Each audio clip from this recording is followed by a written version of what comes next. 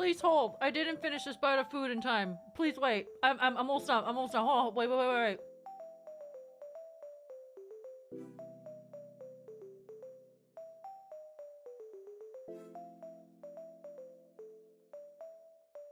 I'm a professional, I swear. Hi, sorry.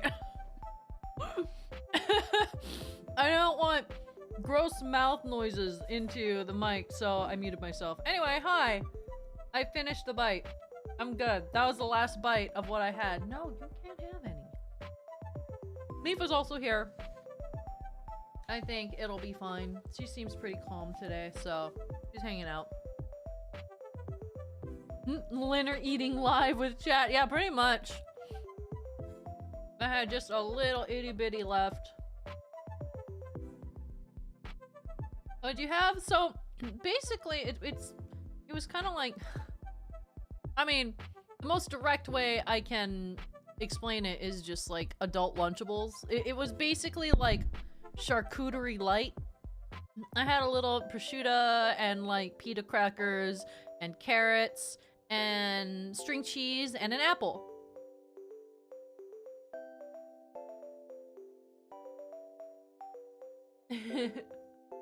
So it was that's why I was like, I guess I could share this. This is pretty shareable, isn't it? So yeah, it was very yummy. It was I enjoy little things like that. For that gift, Mifa. I can't normally watch streams at my parents' house. Their Wi-Fi is not good. Oh no, the bad Wi-Fi. I feel that. Valentine, welcome to the stream. Thank you for coming today. I'm glad you could make it.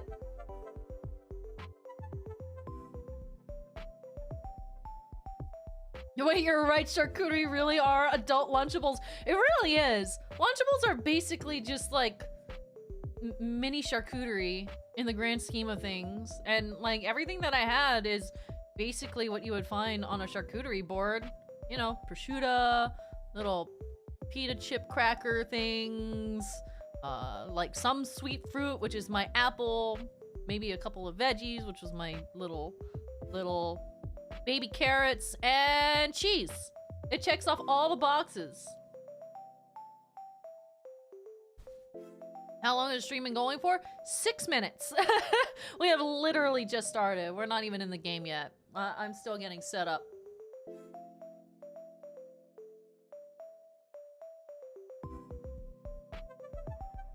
Hi, Kitsu. I had food at a restaurant called I Heart Mac and Cheese. I want to go there. I wanna be at that restaurant. Screw my Lunchables. I want mac and cheese. Hi,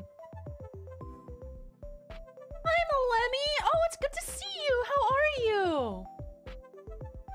It's been a while since I called a stream. It has been a hot minute, hasn't it? I hope you've been well. I hope life is treating you good. Can't wait to hear more about Olimar's family night. Dude. I was not prepared for last stream. Genuinely, I just was not prepared for how much that was going to affect me.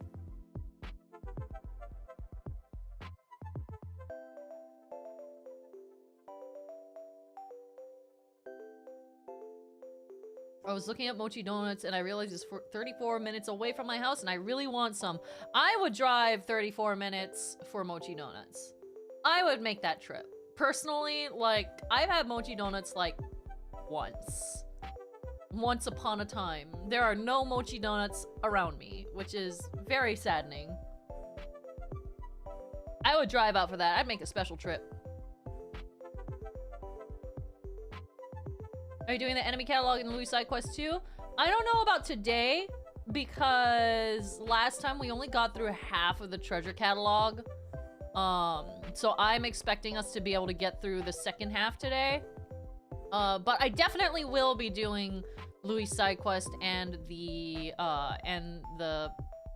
Piclopedia. But that'll probably be another stream. Maybe next weekend.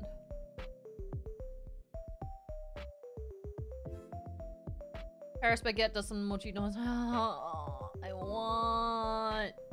want that.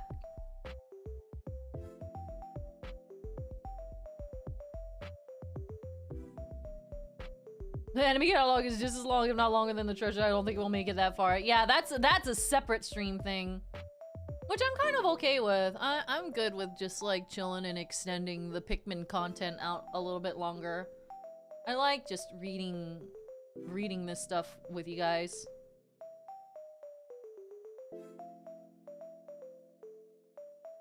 Oh, there's so much that has happened. Oh my god, Masay, like it'd legit take me all stream to retell everything, but to make a long story short, I had a job, then I didn't, then I did, and now I don't. Oh no, Malemi! That sounds like a roller coaster. That sounds like an absolute roller coaster. Goodness gracious. I'm wishing you all the best. I hope it goes. I hope your job hunt goes well. I assume you're probably going to be searching for jobs again soon. And through it all, I've had to readjust routines and I got diagnosed with autism and ADHD, so life has been a real upheaval over here. My goodness, so much going on. Wow, Malemi. Hey, kudos to you. You're juggling a lot right now. That's a lot to manage all at the same time. Wishing you all the best. And hey, like, I feel as though like every step that you take, no matter what's going on or like what comes your way, is a step toward, you know, stabilizing and getting back to status quo, right? All my support though. How's Miva doing? Miva's doing fine. She's chilling. She's a little bit sleepy today because I kept her up really late last night because I was playing Fortnite and I said, I basically said, Mama's working, you get to stay up. And so by the end of it, she was kind of done. So she's a little bit sleepy today.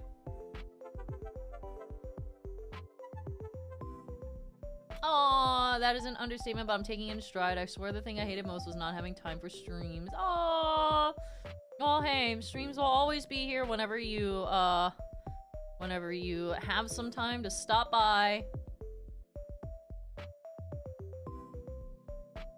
But hey, I'm glad that you're taking it in stride.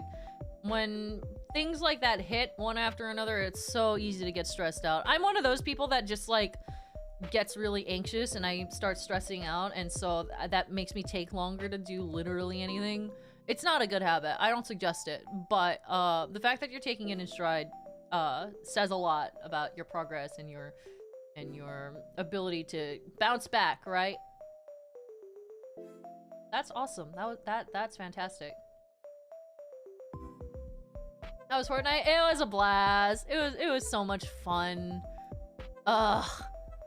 I'm an icky, yucky Fortnite streamer now. God. I have to admit, like, half of the reason why I definitely, like, hesitated in playing Fortnite on stream is just, like, the stigma about Fortnite. But I'm getting to the point where I'm just like, I don't care. I just want to have fun with my friends. If I have fun with it, then it's fine. People don't have to watch. People don't have to watch my slow descent into madness. And then they can come back for the Dark Souls streams whenever I do those again, which is going to be next week, probably on Monday.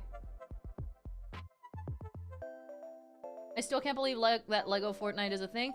I watched Benji and Bree do a little bit of it. I watched just like maybe 5 minutes and I am interested. Genuinely, I am extremely interested in Lego Fortnite now. Just watching Bree and Benji play it for like literally 5 minutes. I definitely am like looking for an excuse to play that. I might stream it. I asked Brett if he'd be down to play with me at some point or another, and when the workload lightens up, we'll probably play together. And I might stream it. I haven't decided yet.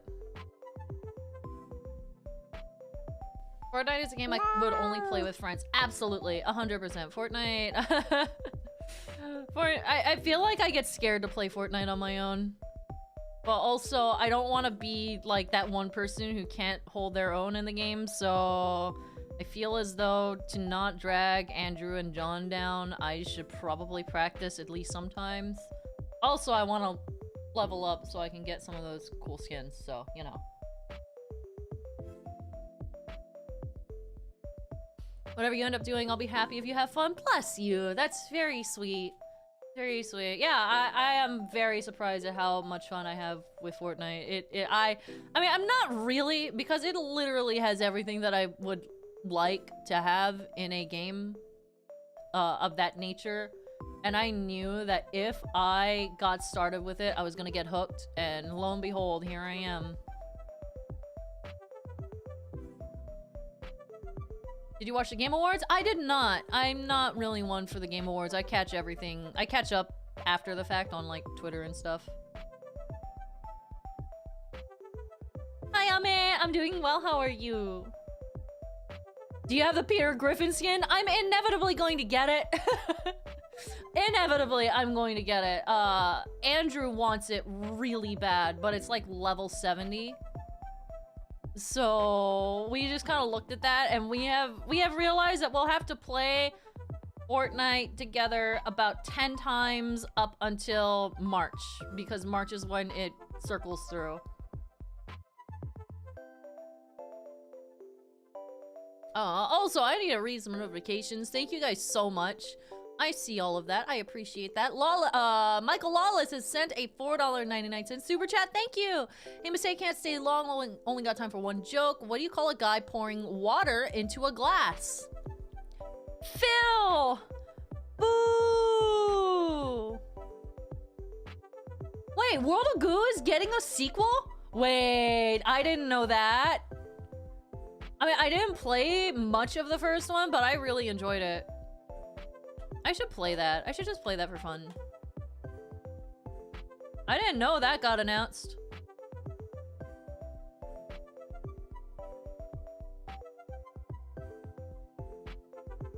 World of Goo 2 is coming out and it looks gorgeous. Ooh! That's fun. Ultraman Almas has sent a $5 super chat. Thank you so much for that, meow. Hello, Masay. I hope you're having a good day. Gotta go to work, but I hope you have fun at the stream. Have a good work day. I hope you have a wonderful day. Drive safe or travel safe, however you're getting to work. But I appreciate that. I am having a good day. It's been productive. It has been very productive. Lucky Rabbit 1927 has sent a $5 super chat. Thank you. Merry early Christmas, Masay. Buy yourself a bunch of bananas with this. I absolutely will. Thank you. Your $5 will go directly into my next banana bunch that I buy from the store. Thank you so much. I appreciate that. Now that I think about it, I haven't made banana bread in a hot minute. Maybe I should do that.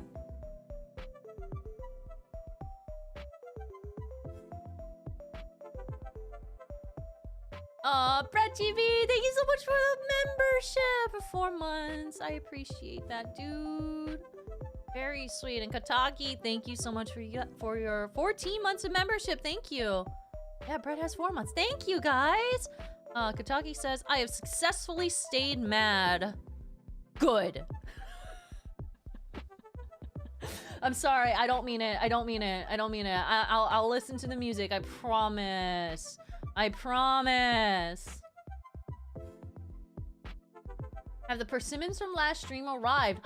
They have! Wait, okay, before anything else, hold on, please hold. Allow me to share this with y'all. Why did it, like, appear for 2 seconds and then disappear? Hello?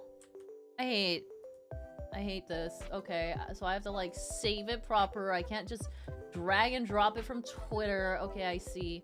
Yeah, my persimmons arrived. Remember, if you were here last stream, or last Pikmin stream specifically, I ordered 5 pounds of persimmons off of the internet. And, you know, I basically got peer pressured into it. So thank you, chat, for funding my persimmon binge. I let myself binge on persimmons once a year, and that is during August. Yeah, Brett thought that they were tomatoes. It was really funny. Brett like brought in a package, and it wasn't wrapped in like it wasn't wrapped in Amazon packaging. I bought it off of Amazon, right? So I was expecting it to arrive in Amazon packaging, and it didn't. It arrived in just like a plain old like USPS box. So I was just like, what is this? I don't know what this is. I was like mildly creeped out. I was like, I don't know what this is. He walked up with his USPS box, and he's like, were you expecting a packages? Like, were you expecting a package? And I was like, no. I mean, yes, but no. And he gave it to me, and then I cracked it open, and I was like, oh, I know what these are. I ripped into it. I pull out like a couple of persimmons. Like, I got these. And he's like, are those tomatoes? Did you mail order tomatoes? Why did you do that? There was so much confusion about these persimmons. And I was like, they're persimmons. He was like, they're what? He's never had persimmons before. He's never had persimmons before, so he's gonna try one of them when they're like more ripe. Most of them were not ripe, so we're having to wait on it. I basically immediately ate all of the ones that were ready to eat. So, you know, now I have to wait.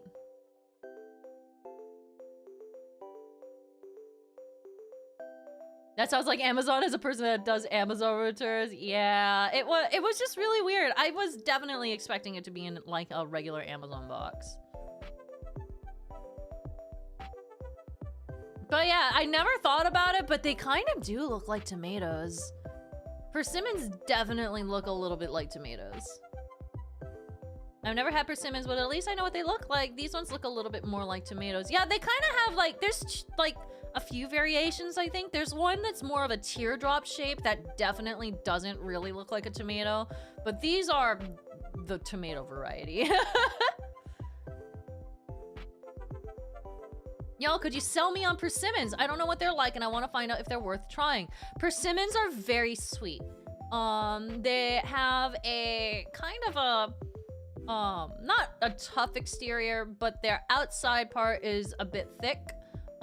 It's still edible, and you can still bite through it. I eat the whole thing. It actually has a very nice texture. The inside is, kind of has like, it's almost like biting into a peach with a bit of a thicker skin. What fruit do they taste like most? Oh, they don't taste like peaches. Let me just put that out there right now. They do not taste like peaches. But the texture is kind of like a peach. It kind of has that like squishy interior. It's very sweet and a little bit creamy. I think that's the best way I can describe it. It's a very creamy, sweet fruit. I always expected them to taste like souped up oranges. They are not tart. These are not a tart fruit. They are not sour, they're not tarty. But if you eat them when they're not ripe, they can be very bitter and almost make your mouth numb. From what I understand, I've never eaten them under ripe, so you'll have to wait for them to get like a little bit squishy. It's very mild, reminiscent of an Asian pear. Yeah! Oh man, but not a whole... I don't think most everyone has had Asian pear. Asian pear is more crisp. Asian pear is definitely more crisp than this, but you're right about it being mild.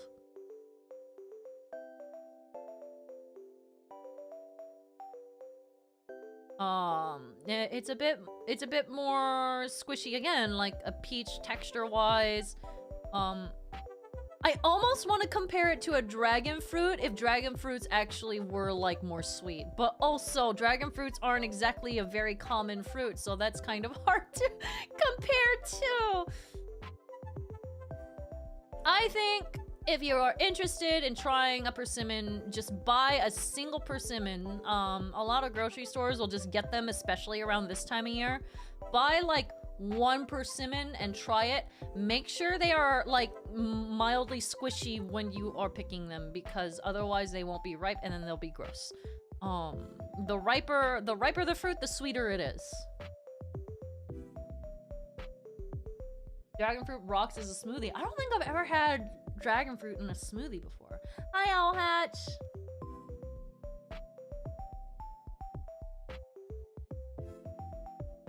Yeah, but I haven't had a dragon fruit. Oh, excellent. Yeah, I would probably more so compare it to a dragon fruit, because dragon fruit is, I mean, they're not very sweet, but they have that like creamy sort of like vibe to them, right? Persimmons are the same. It's kind of creamy and much more sweet.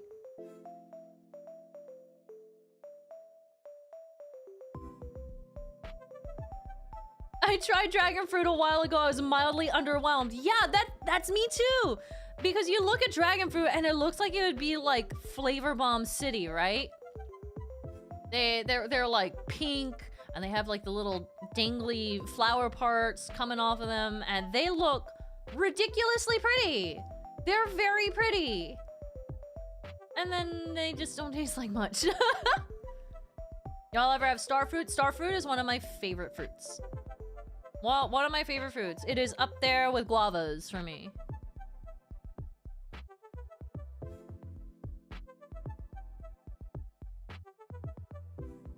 Spinda doesn't like star fruit! Literally right after I'm like, they're one of my favorite fruits. I love star fruit. I enjoy star fruit a lot. I also just really like tarty fruits, and star fruit is a very tart fruit. Yeah, it's not good if it's not ripe, but once it's ripe, and I feel like star fruit specifically, when it's like properly ripe, it looks disgusting. They're not pretty when they are fully ripe. They just kind of turn like brown and wrinkly, and it's like, oh, you're a sad looking fruit, aren't you? But that's when it's like at its sweetest. People think I'm weird loving green apples. Granny Smith apples are great. I went on a big old binge of eating Granny Smith apples just straight. They're great. They're also fantastic for baking. How do you feel about strawberries? I love strawberries. Strawberries are great. I'll actually do this thing with strawberries. I'll literally just like make a little strawberry cereal. All it really is just like, I'll slice up the strawberries into like little discs. I'll throw it into a bowl. I'll put some milk in it and then drizzle it with sugar. Mix it up, and it's just like a little strawberry cereal. That's like a common snack that I'll have.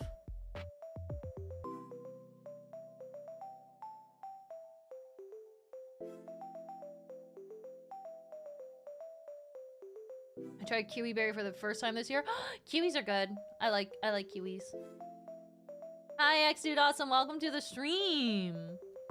Let me see. Deco6226 has sent a $5.06 super chat. Thank you. Hey, Masae, just saying hi as always. Hi, Deco. Thank you so much. And some good news for me. I'm studying abroad in Tokyo. Early 2025. Thanks for everything you encourage again. My dude, I am so excited for you.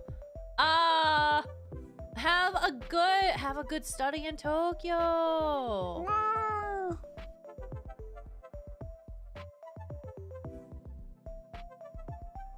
Least favorite fruit? I like a lot of fruits. Would y'all kill me if I said bananas? I feel like that would piss some people off, but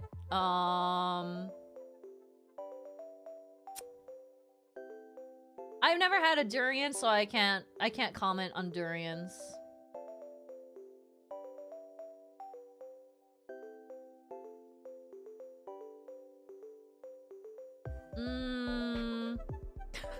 Yeah, I knew that. I knew I was gonna get jumped on for saying that.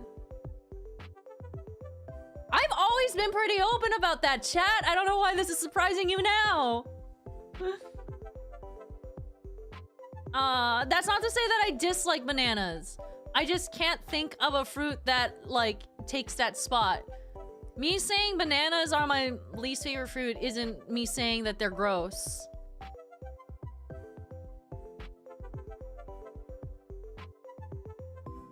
I like grapefruit. I'll devour a grapefruit. I mean, like, it needs sugar. I'm not one to just, like, munch on a grapefruit by itself. But I do like grapefruit if I can put sugar on it. Yeah, y'all, I think my honest answer is probably... Wait, can I say dragon fruit? Because I would not buy a dragon fruit over bananas. I would not buy a dragon fruit over bananas. Put it that way. Dragon fruit is my answer. Have you had those breakfast baked grapefruit? No, I haven't. What's breakfast baked?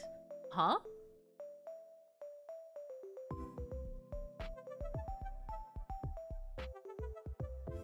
Even the red ones? Actually, I don't know if I've ever had the red ones. Like the red flesh ones? I don't think I've ever had one of those. All the ones that I've had had like the white interior.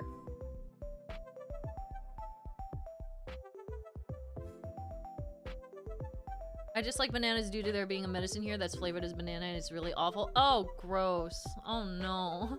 That's unfortunate. Yeah, so like, if I eat a banana, y'all, it has to be like underripe. I can eat ripe bananas. I just prefer it when it's like still at least like mildly green. Once it's past that point and once it's like a full yellow banana, you know, as bananas are intended to be, I throw that into banana bread because I'm done with it. I'm not I'm not about that ripe banana. It's too sweet. Bananas are too sweet for me. Passion fruit! Ah, yes! Passion fruits are amazing. I do love passion fruit.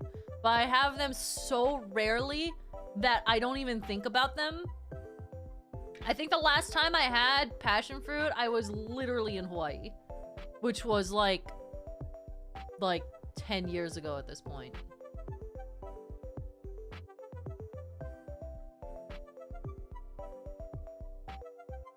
Fun fact, people in Hawaii call passion fruit lilikoi. I naturally call it lilikoi because I grew up calling it that. And calling it passion fruit is weird to me.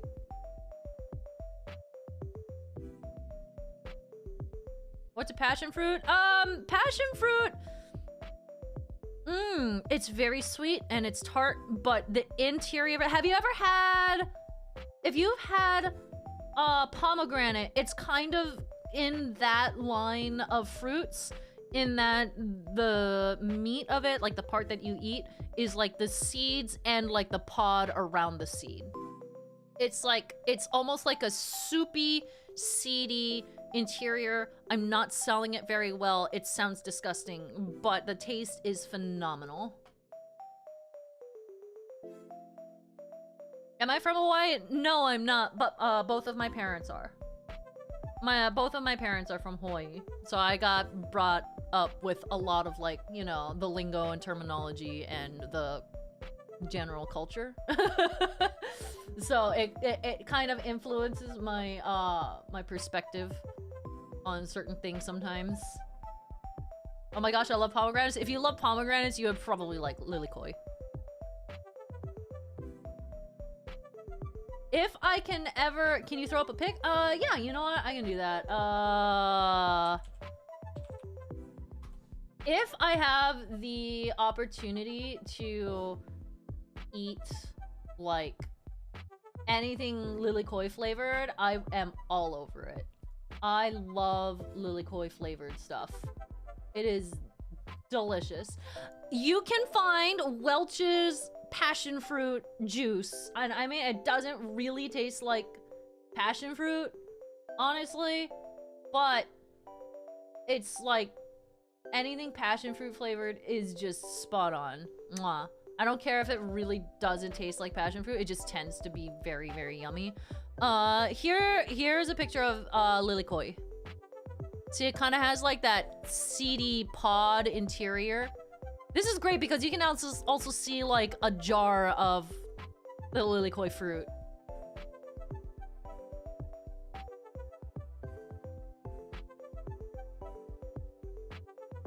Oh, whoa, that's weird. It is really weird. It's super, super weird. That looks absolutely cursed. It does! I told you!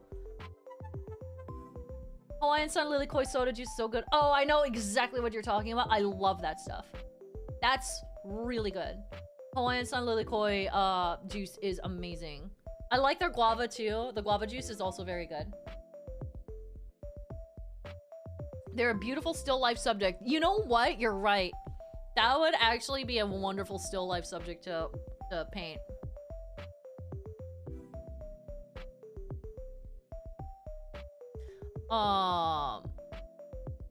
It's also interesting because the last time I had passion fruit when I was in Hawaii, they put like they put this seed in it, and it had like a powder called Hing Mui in it. The Hing Mui, I don't know, I really don't know. If you have had Hing Mui before, please tell me so that I can feel, you know, validated. Hing Mui is essentially a powder seasoning that people use. I believe it has Chinese origins, I think, question mark. I think, maybe, question mark? I don't know. But, it's a powder that is sweet, salty, and sour. Sweet, salty, sour. It's very commonly used on like candy. They put it on candy. They put it on like plums, pickled fruit. It's very good on mango. Which powder? Hing Mui. I'll spell it out. Hing Mui.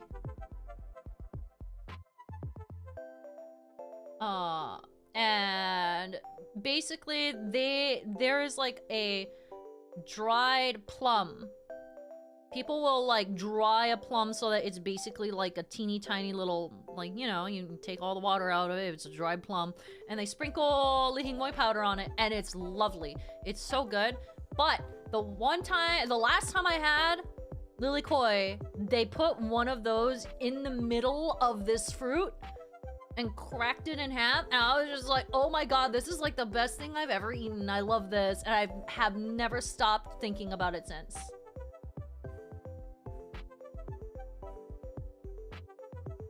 I have never stopped thinking about that specific combination since.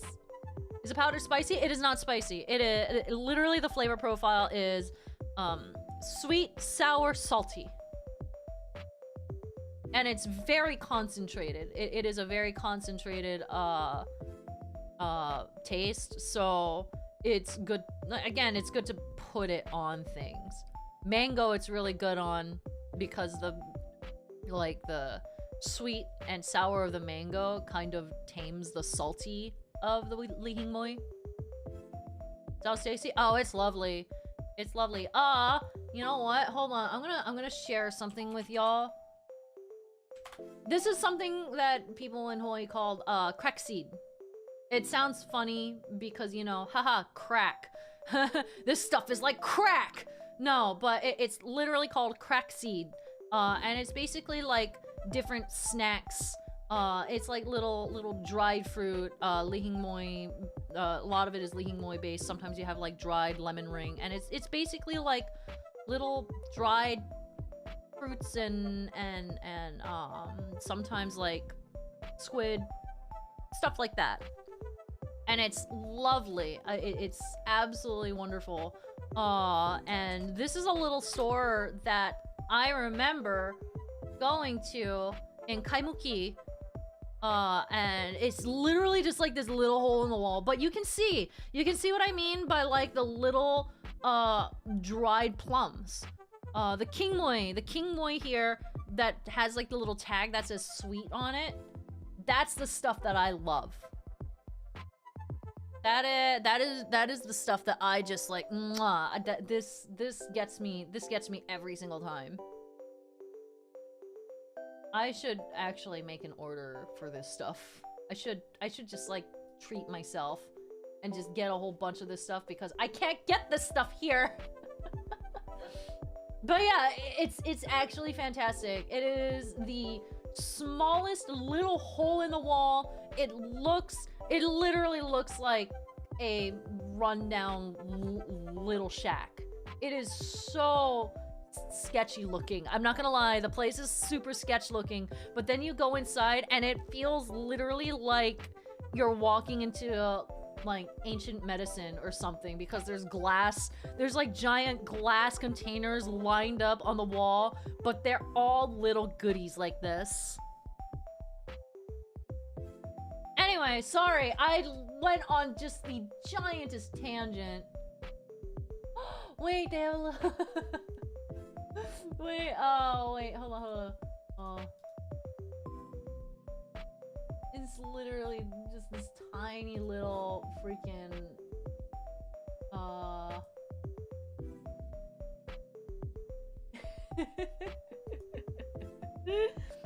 yeah, hold on. I told you that it's like this teeny tiny little thing. This little itty bitty store. That's like their promotional image. It's literally crack seed store with ices on either side. They have like one icy machine in the back. Oh, like this place looks sketch as heck, but it's the real deal. It's been there forever. It has been there for so long. I went to their, I'm at their website right now, and they've been literally there for 70 years. They're on like their 3rd generation of owner. I'm just like, this is really, this is the generational like passed down from person to person and making sure that it survives literally everything.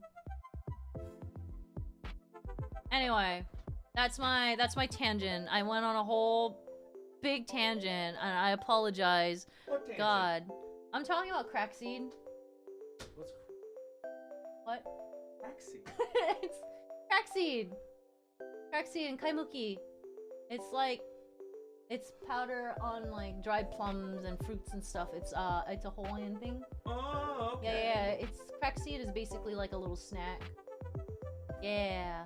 Can I'm so sorry to interrupt you. 1 second? 1 second. 1 second? I don't want to take away you, audience. Okay, I have to BRB like 1 second. Brett promises it'll be 1 second. Count the seconds. No, don't do that. I'll be right back. I'll be right back, chat. You can look at the CD crack seed store.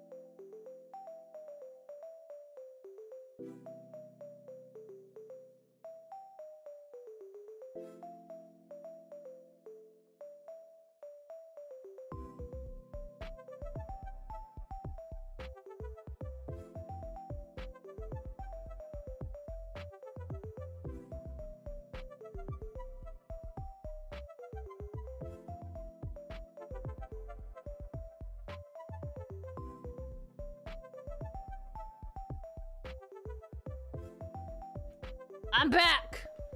I'm back, I apologize. Anyway. Are y'all actually counting. Don't do that. I was joking. I was joking. Y'all, I was joking. Anyway. Oh, you know what? This is probably a really weird time to just join in on the stream of if you don't have any context. I'm really hungry for this stuff now. It's like my go-to.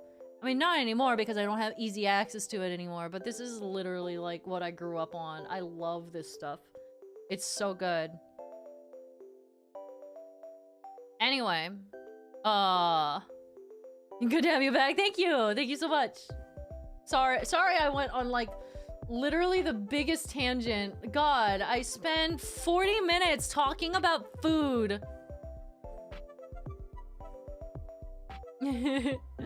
What is this stuff? We are talking about a common treat in Hawaii called crackseed. It very prevalently features Hing Mui, which is a sweet, salty, sour powder that is used to season dried fruit and things of that nature. You enjoy plate lunches? You mean in like the local sense? Like Rainbow Drive-In? Hell yeah. Gimme.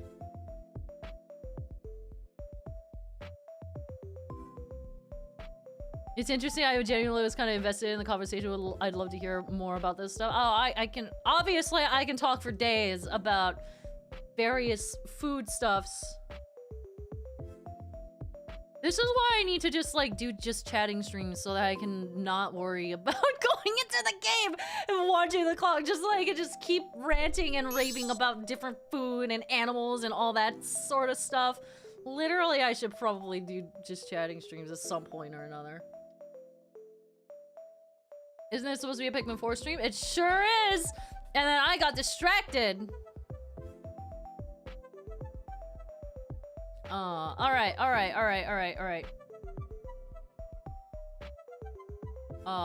Here we go. We're getting into the game. We're getting into that. I promise. I'll think about doing a just chatting stream just so that we can talk. But I know what's gonna happen. I'm gonna do that, and then suddenly I'm not gonna have anything to talk about. I'm gonna be like, why did I do this? I feel insecure. I'm gonna literally be sitting there feeling super insecure because I'm gonna be like, this is a stream dedicated to talking. Now what do I talk about?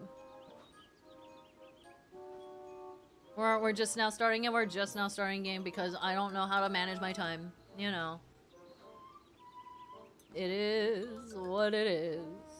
Tempestrio, thank you so much for the $4.99 super chat twice. I appreciate that, Tempestrio. Thank you.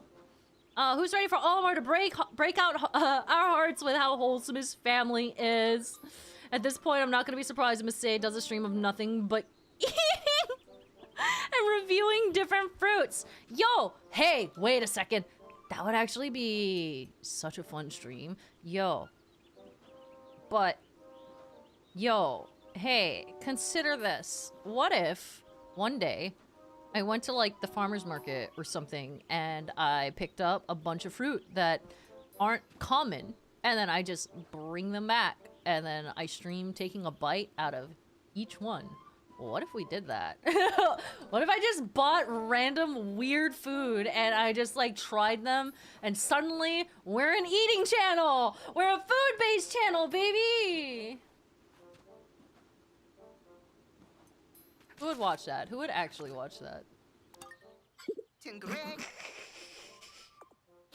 Just try to find weird food. I could branch out into like really strange looking like snacks from all over the world.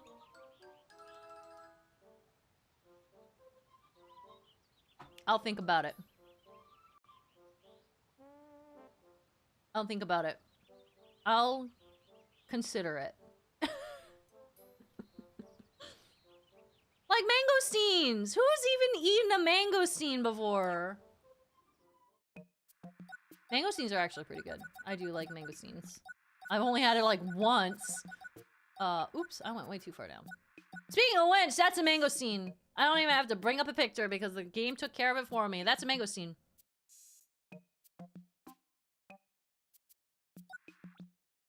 Aww. Dreamyami has sent a $5 super chat. Thank you so much. This talk reminds me of when we got oranges once, and it turned out we accidentally got blood oranges. They were fantastic. Ooh, that's a wonderful accident. I love that accident. Thank you, Ami, so much. Hardly, thank you so much for being a member for 13 months. Banana dayo. It's down there. We haven't gotten there yet. We're almost there. Hold your horses. Banana is coming.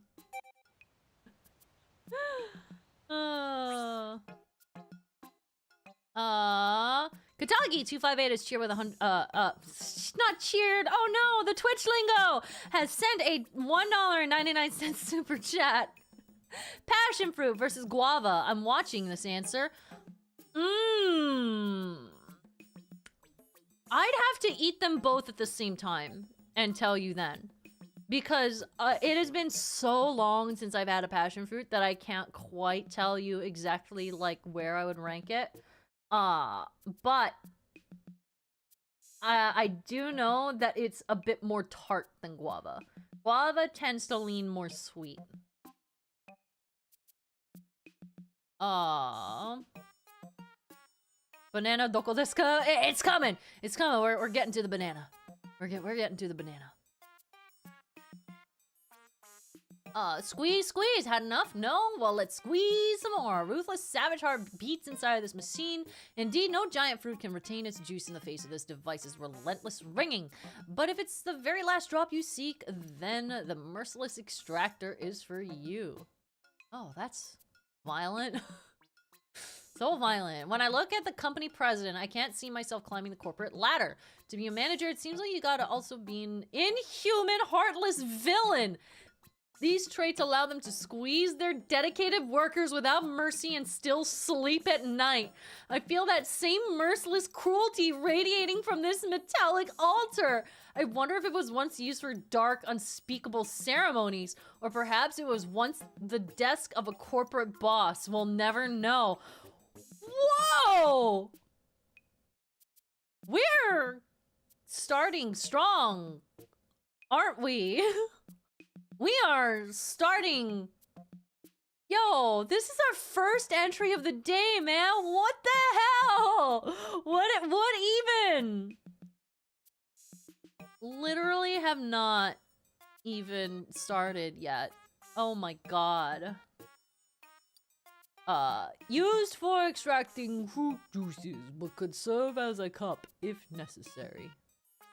I like how these two are super dramatic about how violent this thing is, and Louis is just like spot on what this is used for. Dang, Almar, chill. Freaking, where is your chill, dude?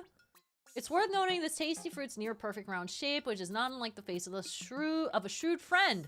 Meanwhile, the thick skin suggests it's a survivor. It's seen things. It's been there. So let us look at this at it this way. As with that friend of ours, it might take us some effort to get to the good stuff. But oh, what a reward once we do. Why is there so much drama right now? This fruit is so shiny and round, it reminds me of a beach ball whenever I see it. Yet it's so yummy I can't help but get cravings for it and end up eating it all the time. The only drawback is I'm constantly disappointed that I'm not on vacation. Don't throw away all that stringy white stuff. It's full of nutrients and adds excellent texture to a smoothie. Weirdly enough, Louis actually has a very good point here. Most of the nutrients in a citrus fruit is in the stringy white stuff that people don't like. All of that good fiber and vitamins and all that stuff is mostly in the stringy stuff.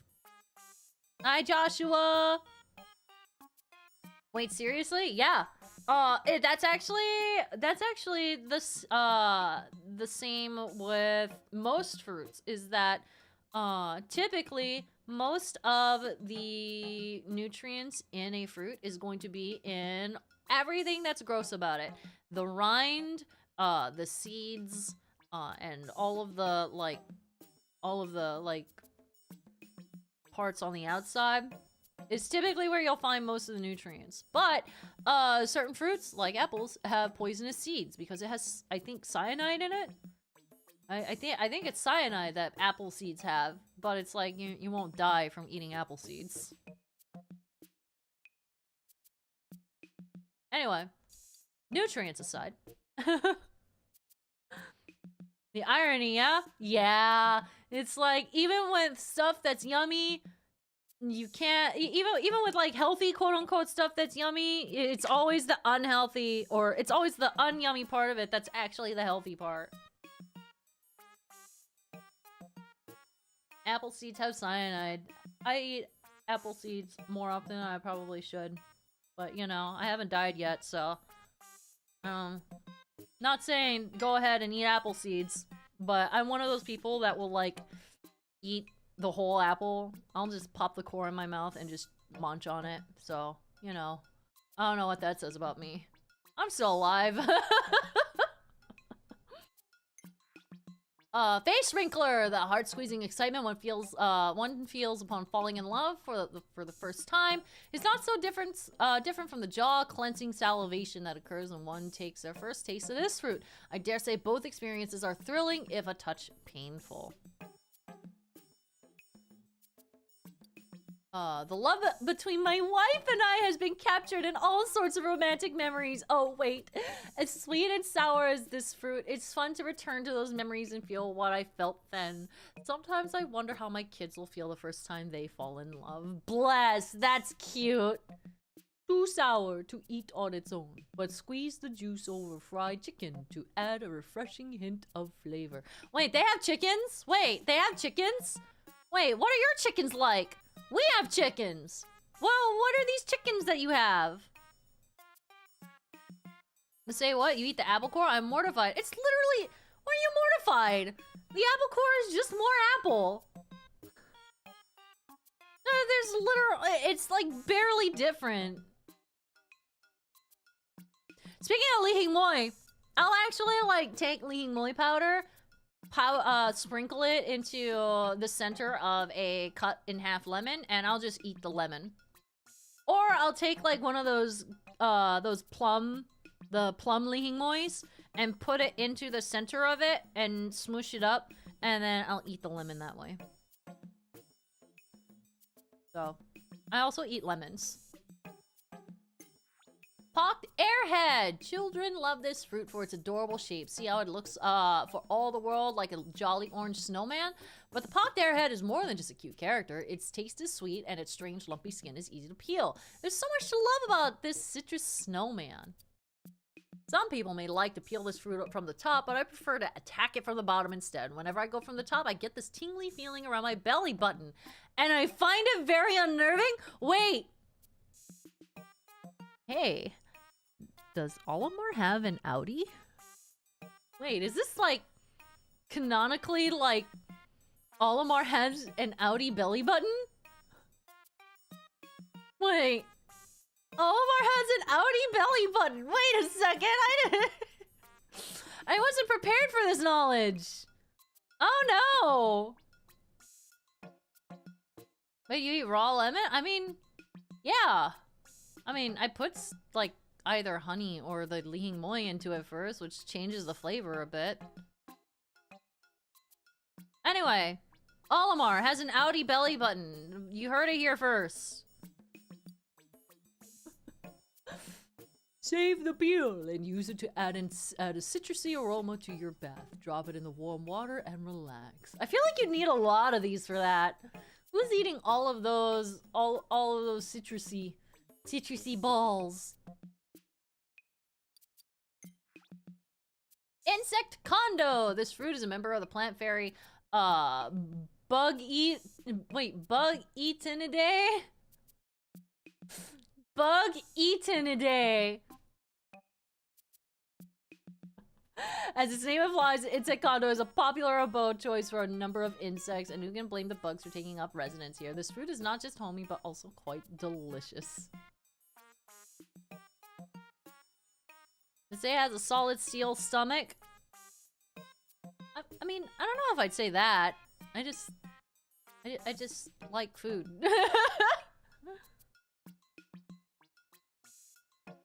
Gonna go ahead and lurk and shiny up while listening to the stream. I got a birthday shiny to catch today. If I get, I'll probably come back to Scream streaming to lurking. I go, good luck! Hey, Ami, happy birthday, by the way! Hey, Ami, I know you're lurking. Happy birthday to you. Happy birthday to you. Happy birthday, dear Ami. Happy birthday to you. Happy birthday to you.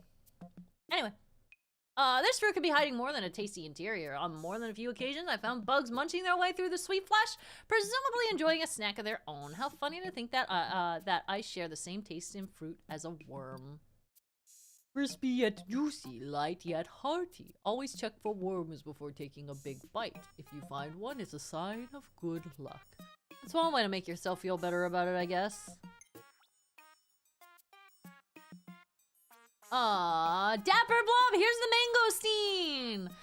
It looks for all the world like this fruit is wearing a jaunty hat. But the Dapper Blob's attire is besides the point. It's the juicy flesh inside, deeply sweet yet delightfully bitter too. That's the real star of the show here, a fruit fit for royalty.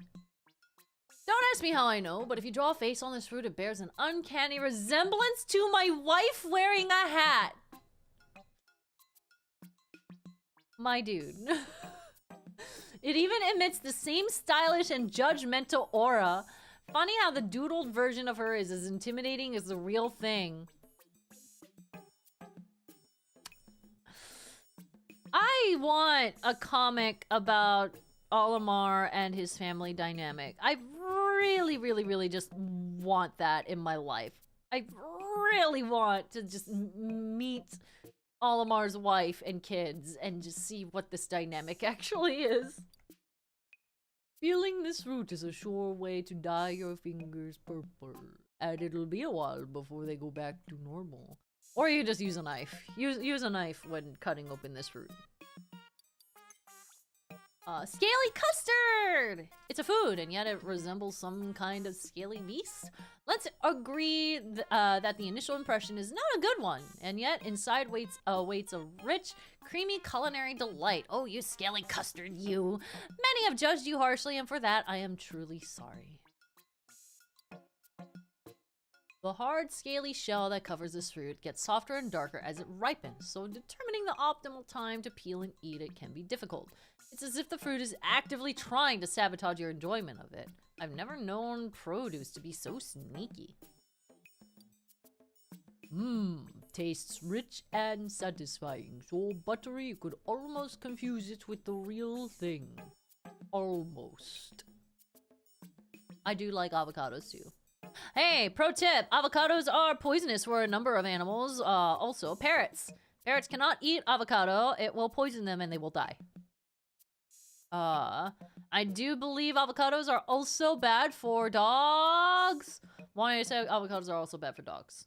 But for parrots, they are outright poisonous. Don't feed your parrots, avocado. Just FYI.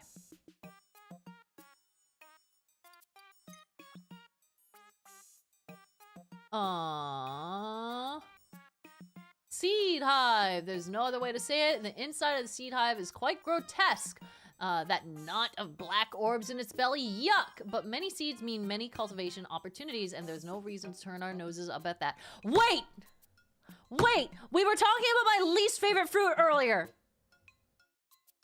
We were talking about my least favorite fruit earlier. Papaya. I don't like papayas. Papayas, to me, taste like puke. Papayas taste gross, and they smell and taste like puke. Absolutely just like the vomit fruit.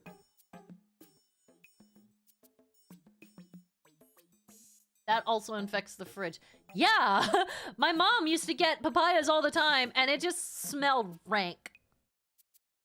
I don't like papayas. Papayas are gross.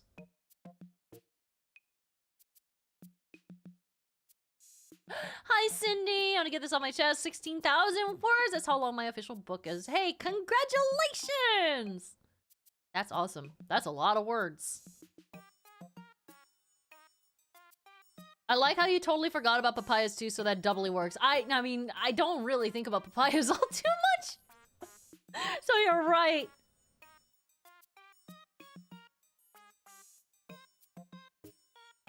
My mom ate papaya with honey and I don't get how. Yeah, like, papayas are...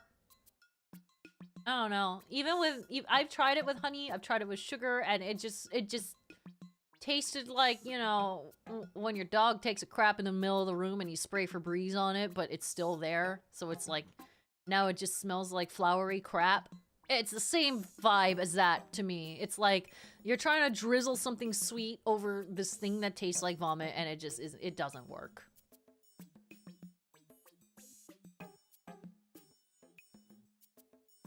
Now you know how durian will be like if you tried it? I would be down to try durian one day.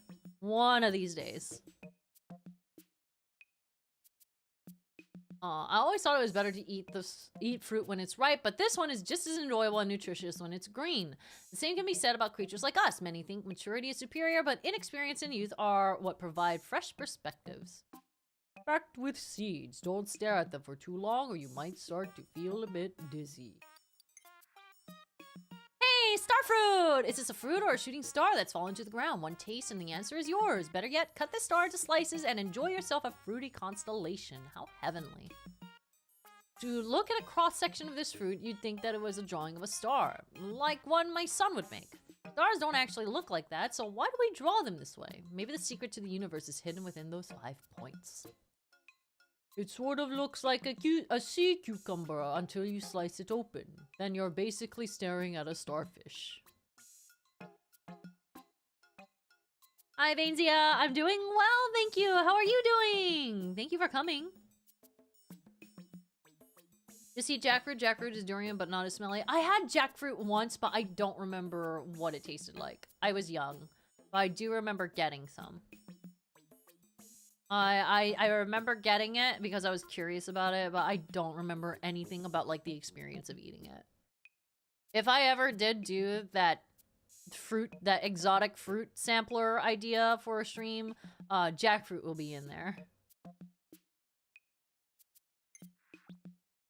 Mangoes! When you lay eyes upon the elegant tear shape of this fruit, it may just bring a tear to your own eye. The perfection of it makes everything else in life seem somehow less perfect. Then you taste how perfectly sweet it is, prepare to weep with joy. Peeling this fruit is arduous due to its soft skin. When I tried to eat it without first removing the peel, a rash developed around my mouth. I had better success when I slit grid-like cuts into the skin and flipped it inside out. The results were delicious. I believe... a lot of people tend to be allergic to mangoes because it's an offshoot / pretty closely related to poison ivy. I'm pretty sure they're pretty related to poison ivy. And therefore, like, its skin and especially, like, the branches of it can cause irritation. Yeah, same family. Yeah, you're right. I just did like a quick search.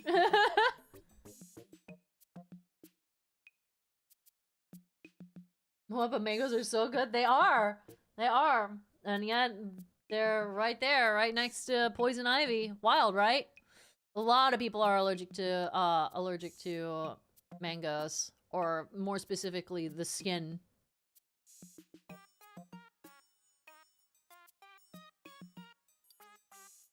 Its meat has a subtle sweetness and it is almost creamy. If I close my eyes while eating it, I'm transported to a tropical locale.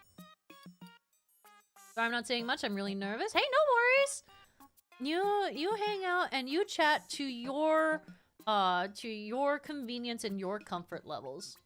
There's never any pressure to chat or join in that way. However you enjoy the stream is how you enjoy the stream. We love our lurkers. And we love our chatters. What matters to me is that you are enjoying your time here. Hey, here they are! It's the bananas! Look, chat, it's you! Clearly, this fruit was designed to be sent on outings with children. Note the built-in wrapper that's easy to remove, but children mustn't toss the wrapper on the ground. Someone is sure to slip on it and land on their behind. Hilarious? Maybe. Painful? Definitely. I must confess, I once slipped and fell on a peel that I thoughtlessly discarded on the floor after eating the fruit inside. I'm really too old to be making mistakes like that. I can even hear my own voice scolding myself. Don't forget to clean up your trash. I think that's what they call karma. Pretty sure that's just karma. Ah, the taste of healthy yet unremarkable choices. Whoa! Yo, dude. I thought I was giving bananas kind of a hard time earlier. This dude just straight up called it unremarkable. Dang. Yo. Hello? I mean, is that it? Did I miss something? Is this canonical? Is it canonical that bananas just aren't really an exciting fruit to eat? Dang, man. All right, cool. Oh, oops, I didn't swap over, but it's okay. Despite its intimidating exterior, the inside is surprisingly sweet. If you eat the red ones, you'll be in for a more colorful surprise when you relieve yourself the next day. Wait, is there something? Wait, are dragon fruits really good in fiber? Is dragon fruit really good in fiber? Yes? I didn't know that. Or maybe it's that, oh, you know what it probably is? It probably, like, makes your poop red. I get it. Okay, understood. Thanks, Louie! Thanks for that. Sorry for those who, you know, are eating right now. Apologies. I'm sorry. Louie brought it up first. Louie brought it up first. It's Louie's fault. Point at Louie. I didn't get it at first. And then it clicked. And I'm like, oh, I understand. No. We love it here. DigiRokuCon, thank you so much for the 500 bits, and thank you for that meow. Say happy December, early Christmas, and happy to see YouTube streams back in the schedule. Small update, music production is in the schedule for 2024. Heck yeah! Ooh, that's exciting. Good luck. Good luck with your music production. And yeah, YouTube. I've been wanting to do more YouTube streams recently. Pikmin 4 is definitely helping with having just like, you know, some additional bonus content. Did I say 500 bits? $5 super chat. Sorry. I'm a Twitch baby at heart, apparently. My muscle memory, and when I say muscle memory, I mean my brain muscle memory.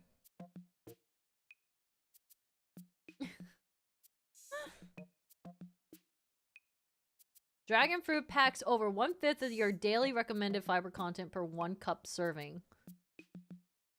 Really? And I would probably say that dragon fruit, probably for 1 fruit, would probably be 1.5 cups, maybe 2 cups. Wow. Bye, Nate. Thank you for coming.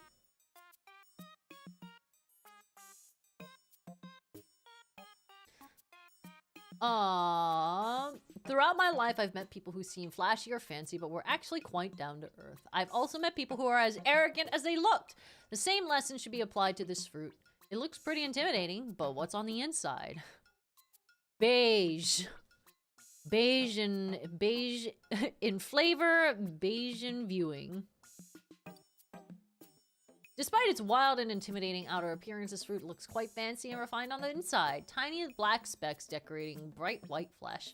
All in all, it looks like an egg from the nest of some fire-breathing half-animal, half-plant beast. It kind of is sad, though, because dragon fruit really does look very cool. It is one of the coolest looking fruits. And I think, honestly, that's probably why it's a little bit underwhelming specifically, because it's like, you see it, and it's like, this is gonna taste great! And then you bite into it, and it's like, what is this? Oh, we're out of the woods. We're out of the food woods, y'all! That was our last fruit. Dusty bed. If it's a good night's sleep you're seeking, this bed can help. Not only is it quite spacious and comfortable, but if you flip it over, it will coat you in a fine cloud of dust and is said to encourage sweet dreams. But bring a lint roller for when you're done sleeping. Oh, wow. Hold on. Sorry. Okay, I don't... My eyes just got, like, super confused reading that first sentence. Like, that first upper line. I think it's because it's, like, mattress possesses. There's so many double letters right in those two words. Double T, double S, double S, double S, single S. And that my eyes just did not like that. I don't like those two words together. Okay, anyway. That was just my immediate, like, I had to shake my head at it. I've heard this mattress possesses miraculous relaxation properties that I promise the most restless sleeper a good night of sleep. I was curious to know how this would affect me, who can literally sleep anywhere. Would I ever wake up again? Thankfully, I did. I jumped on it and was engulfed by a cloud of white smoke. That's pretty on the nose for Louis. Aww, one moment. Cindy Helms, thank you so much for the $5 super chat! Also, I'm waiting till tomorrow to send the redone manuscript, different story, to my publishing manager because, man, it took too long to redo, so I'm here. Heck yeah! Hey, I'm really excited for you! That is so exciting. You're taking steps. I vibe with that. We're also on the final stretch of our we are also on the final stretch of our fishing book. Definitely putting in the burning the midnight oil on getting all of that straightened out. Kataki 258 is sent a $1.99 super chat. Thank you. Next fruit question. If you were a fruit, and why?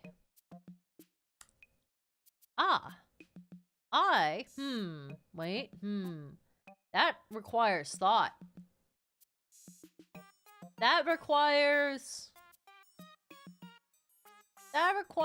thought.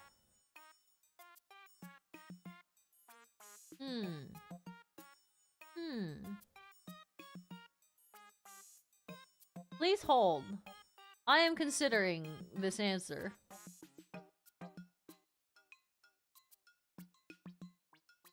Bye, Venzia! Thank you so much for coming! Hi, Scraby! Welcome to the stream! Would you ever consider playing Pikmin 2 to complete the tetralogy? Love the stream. Thank you so much for watching! I skipped Pikmin 2 because the second half of the game is just really difficult for me. When I say difficult, I don't mean like playing it and like actual difficulty. I mean my attention span just isn't there. I love the first half of Pikmin 2, but the second half of it is a slog. And I don't want to like I don't want to be stuck playing a game that I'm not having fun with. And Pikmin 2 in itself is a very long game. I enjoy a good chunk of it, but I know once I start hitting that portion of the game, it's not gonna be fun anymore. And I worry about that influencing how I treat the series and how I present it. Because a few episodes of an area that I don't like is fine, but 30 to 40 episodes of literally just me complaining about the game, I imagine would get old very, very quickly. I'm not saying that I'll never do it, but it's not something that I am, like, particularly wanting to pursue right this second. Aww. I'm still, like, thinking about what fruit I'd be. Can I say a tomato? I don't know why, but... I don't know why, just like, I wanna say a tomato.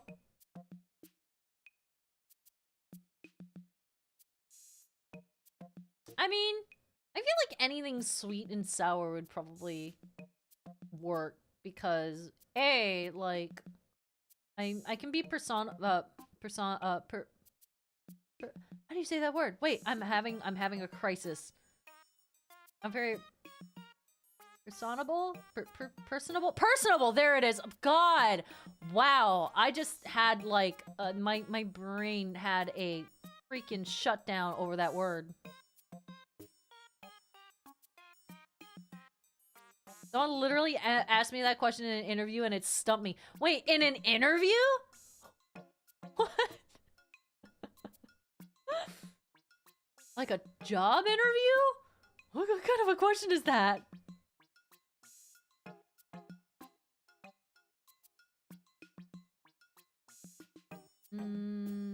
Yes, a job interview. If I ever got that asked in a job interview and I had to BS it, I'd probably say Apple. I'd say Apple because I would put forward the thought of like, I'm an Apple because I am reliable, I'm always there, and I can stand firm for many uses. Baking, eating it raw, frying it for certain dishes, for any sort of task that you need me to do, I will be there and I can be utilized for many different things in this job that I am applying for. They hate that? I don't care! I don't care, that's a BS question anyway! That's a BS question! They shouldn't be asking BS questions if they don't want BS answers.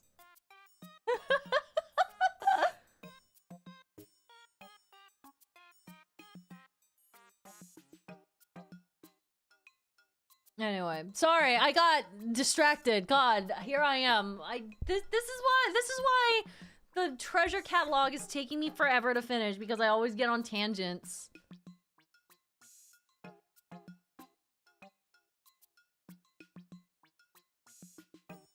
You know what? Wait. I think I know. I think I know what fruit I'd be.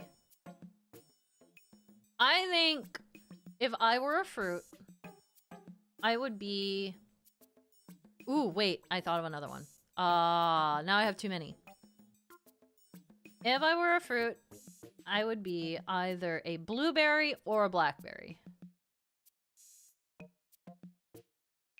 Because I'm small, but I pack a punch. But also, depending on when you catch me, I'm either sour and bitter or sour and sweet. There's no in between.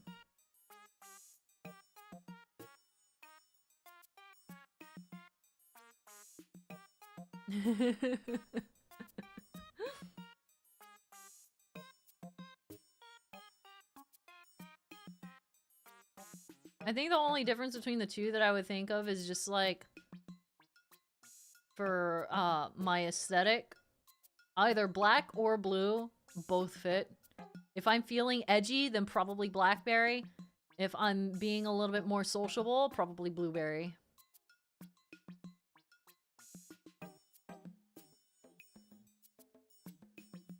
Anyway, I need to stop getting distracted! Doggy bed! This giant dog-shaped bed is a perfect spot for a canine companion to sleep on. It's quite thick and good at absorbing slobber if your favorite pooch friend is prone to such things. Also, a dog sleeping on a dog-shaped mattress? What could be cuter? Preach! Preach it, Snaz! That's a good one. My beloved dog, Bulby, has an impressive ability to fall asleep anywhere he wants. We have that in common. This habit is also one of my wife's biggest pet peeves. Perhaps if Bulby had a designated bed, it would create a bit more harmony at home. This smells like soap. Maybe I wouldn't need to shower anymore if I slept on it. That's not how that works. That is not how that works. Louis, don't do that. That is not how that works. Birdie bed! Mifa, come here! Look, it's your birdie bed, Mifa! Look at that! Look at that! Look at my birdie bed. Yeah? Yeah, good girl. Birds have long been a symbol of freedom and good luck. Did you hear that? Did you hear that, birdie? Yeah. In fact, if one appears in your dreams at night, then good fortune is sure to visit you during the day. With that in mind, sleep on this bed and you're almost guaranteed to find birds flocking to your dreams. Research has shown that sound waves created by a chirping bird are naturally comforting and induce sleep. I don't have any strong preferences when it comes to bedding, but if this makes me feel like I'm sleeping on the forest floor, it could be worth a try. Useless for sleeping. Its shape keeps making my mouth water, and I can never fall asleep hungry. Don't eat the bird! What's wrong with you? What's wrong with you, Louie? Can't believe this. It's said that life first came from the sea, so it's no surprise that we are so deeply connected to the water. Thus, this bed, with its fish-shaped design, is meant to lull one to sleep with visions of floating. Just lay down and let the dreams wash over you. This thing reminds me of this one time I was fixing the hull of the SS Dolphin. The combination of the sun and zero gravity created an illusion. It was as if I was a fish floating in the open sea, but in fact, I was just me floating in a sea of space debris. Oh no. I bit into this object while half asleep. It was completely devoid of flavor. Stop trying to eat inedible things, Louie. This poor separated family. I know they're only dolls, but it's still sad. This grandchild was discovered inside a dark, damp cave. Did she wander off? How did she find herself in such an unsuitable place? She must have been so lonely. What a relief, then, that she was rescued from such an unfortunate fate. I look forward to one day looking upon the face of my grandchild. If it's as cute as this one, I couldn't help but dote on them. But it doesn't really matter what they look like or if they resemble me or someone else in my family. I always thought that grandchildren are meant to be spoiled. Olimar is just literally like peak family man, isn't he? Olimar is literally just family man TM. Cute hat, but makes it hard to see. It's hard to see a family separated even if they are just dolls. Dolls or not, they clearly want to be together. This doll torso looks like it's in the shape of a vase. Perhaps it's a good place to put gifts to help the wayward dolls get by until they're reunited. And they will be reunited. I used to know a guy who would never give in to his kids when they begged him for something. Get one look from his grandkids and he'd give them anything they wanted. It seems that a grandchild possesses immense powers of persuasion, or it's just magic. Louie. Not Louie. Olimar. Oh, now for Louie. Flip it upside down, crawl underneath, and you got an instant fart. There's some... actually, there's something a little bit charming about that. That feels very, like, whimsical and, like, you know, like what a kid would think of it. Honestly, that's kind of cute.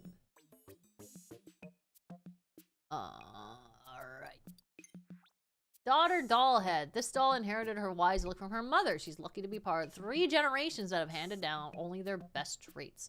Of course, in reality, children often inherit our very worst traits. Whose fault is that? The answer? It's complicated. Ooh. Oh.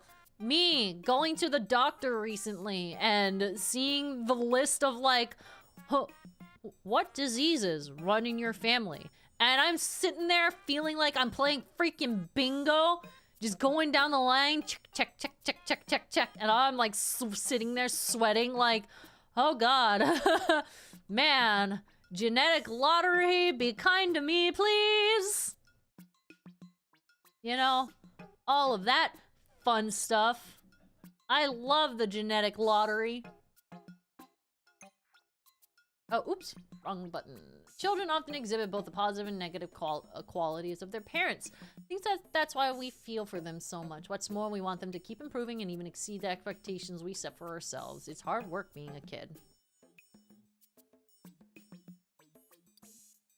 I'm fighting the urge to add nose hairs or a mustache. Oh, angry eyebrows. You know what? Valid. You know what? Actually valid. Children mooch off of their parents all the time. Don't try to deny it. But to be fair, parents love to be needed. So perhaps they actually like it a bit when their child comes to them with their hand out. Anywho, this looks like a good place to store mooched items. I've worked hard so I wouldn't be a financial burden on my parents, and I don't want my kids to be dependent on me when they grow up. A parent's job is to raise independent children, but not too independent. You still want them to come home for the holidays. Oh, bless. Probably used to take baths al fresco. The woody smell is quite soothing.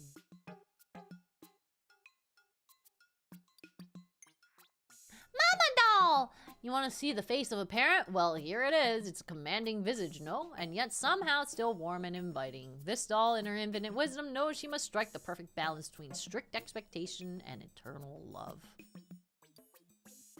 As a parent, you need to be able to hide some emotions from your children. It's harder than you think. I remember telling my parents about my career goals and seeing the disappointment in their eyes. No! Wait. Oh, no. It hurt, but I'm glad it didn't pull me off my path. Oh, yikes. Oh, no. Yikes, yikes, yikes, yikes, yikes. Well, moving on. If I put this on my head, I look just like Nana. Oh. So that's what his Nana looks like, kind of. Oof, pain. Look at this enormous face. Like a parent who's given too much to a child is completely empty. Oh, okay. Is this all that remains of a sad story? Maybe, maybe not. Only that parent can say whether giving so much brought them disappointment or the greatest joy. What is this existential crisis again? Once you have children, money starts disappearing faster than you can save it. My wife always says, if it's for the children, it's worth it. I admire her enormous heart. Still, every year, it seems like the children get more and more expensive. Yikes. Oh, the ham is next! Wait! Walking on the rim of this object is thrilling and difficult. Okay, whatever. Ham! King of meats! We remember this, right? I wouldn't normally think to call him meat majestic, but look at this thing. Large and imposing and demands a certain respect from all who consider eating it. I can almost hear it now. You think you can eat me whole, do you? Bah! I dare you to do your worst. Ham! I never expected to find such an appetizing cut of meat in a dark underground lair. Why was it there? How was it made? And is there a reason for its large size? I imagine it was an offering to some great figure. I shall pay my respects later as well. Imagine Olimar paying respects to a ham. Imagine Olimar paying respects to a piece of ham.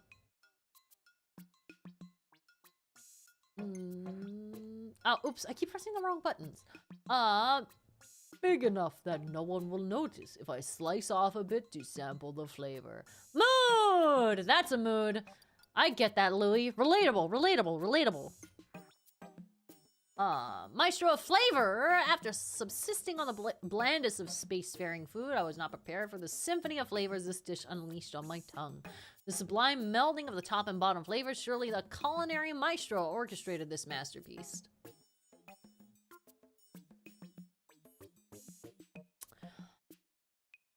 Okay. Don't get me wrong. I love sushi. But this makes it sound like sushi has like a really pungent, like in-your-face taste, specifically sashimi. And I'm just like, or like specifically nigiri, excuse me. And I'm just like, nigiri sushi, yes, it has very good flavor, but it's like, I wouldn't describe it as like a symphony of flavors from this dish. There's something about this block of text that just feels very generic. I feel like they could have taken this block of text and put it on literally almost any food and it would have made sense. Except for sushi. I don't know. That's just me. That's just me. Maybe the tuna fat just happens to be very good. Maybe it's Toro. Could be. But I don't know. Even then, I would still say, like, I wouldn't call it a symphony of flavors. That sounds like something more robust to me. Something with, like, more punch than, nigiri sushi. Photo would have a lighter color. You're right. I'm not sure why you'd want to eat raw fish. Maybe cookery on this planet advanced so far they were able to recreate the essence of the original ingredients. It'd be easier to eat if I could cut it down into smaller pieces, but that might be insulting to the chef. Perfect for dipping! The right sauce can bring out all kinds of unexpected flavors and aromatics. Otters. Hey! This food item looks for all the world like it's wearing a belt around its middle. Fashion choices aside, it tastes like heaven. The yellow part, whatever it may be, spoiler alert, it's egg. It's surprisingly sweet and delicious. Maybe more of our food stuff should wear a belt. This is a, tamago sushi. I understand the white granular parts on the bottom to be incorrect! To be fish eggs. One time when I went fishing with my son, we caught a fish who was carrying eggs like these. Incorrect. It was a revelatory moment for him to see how life can differ from species to species. A more sophisticated palate will appreciate the notes of umami in the yellow sponge-like layer.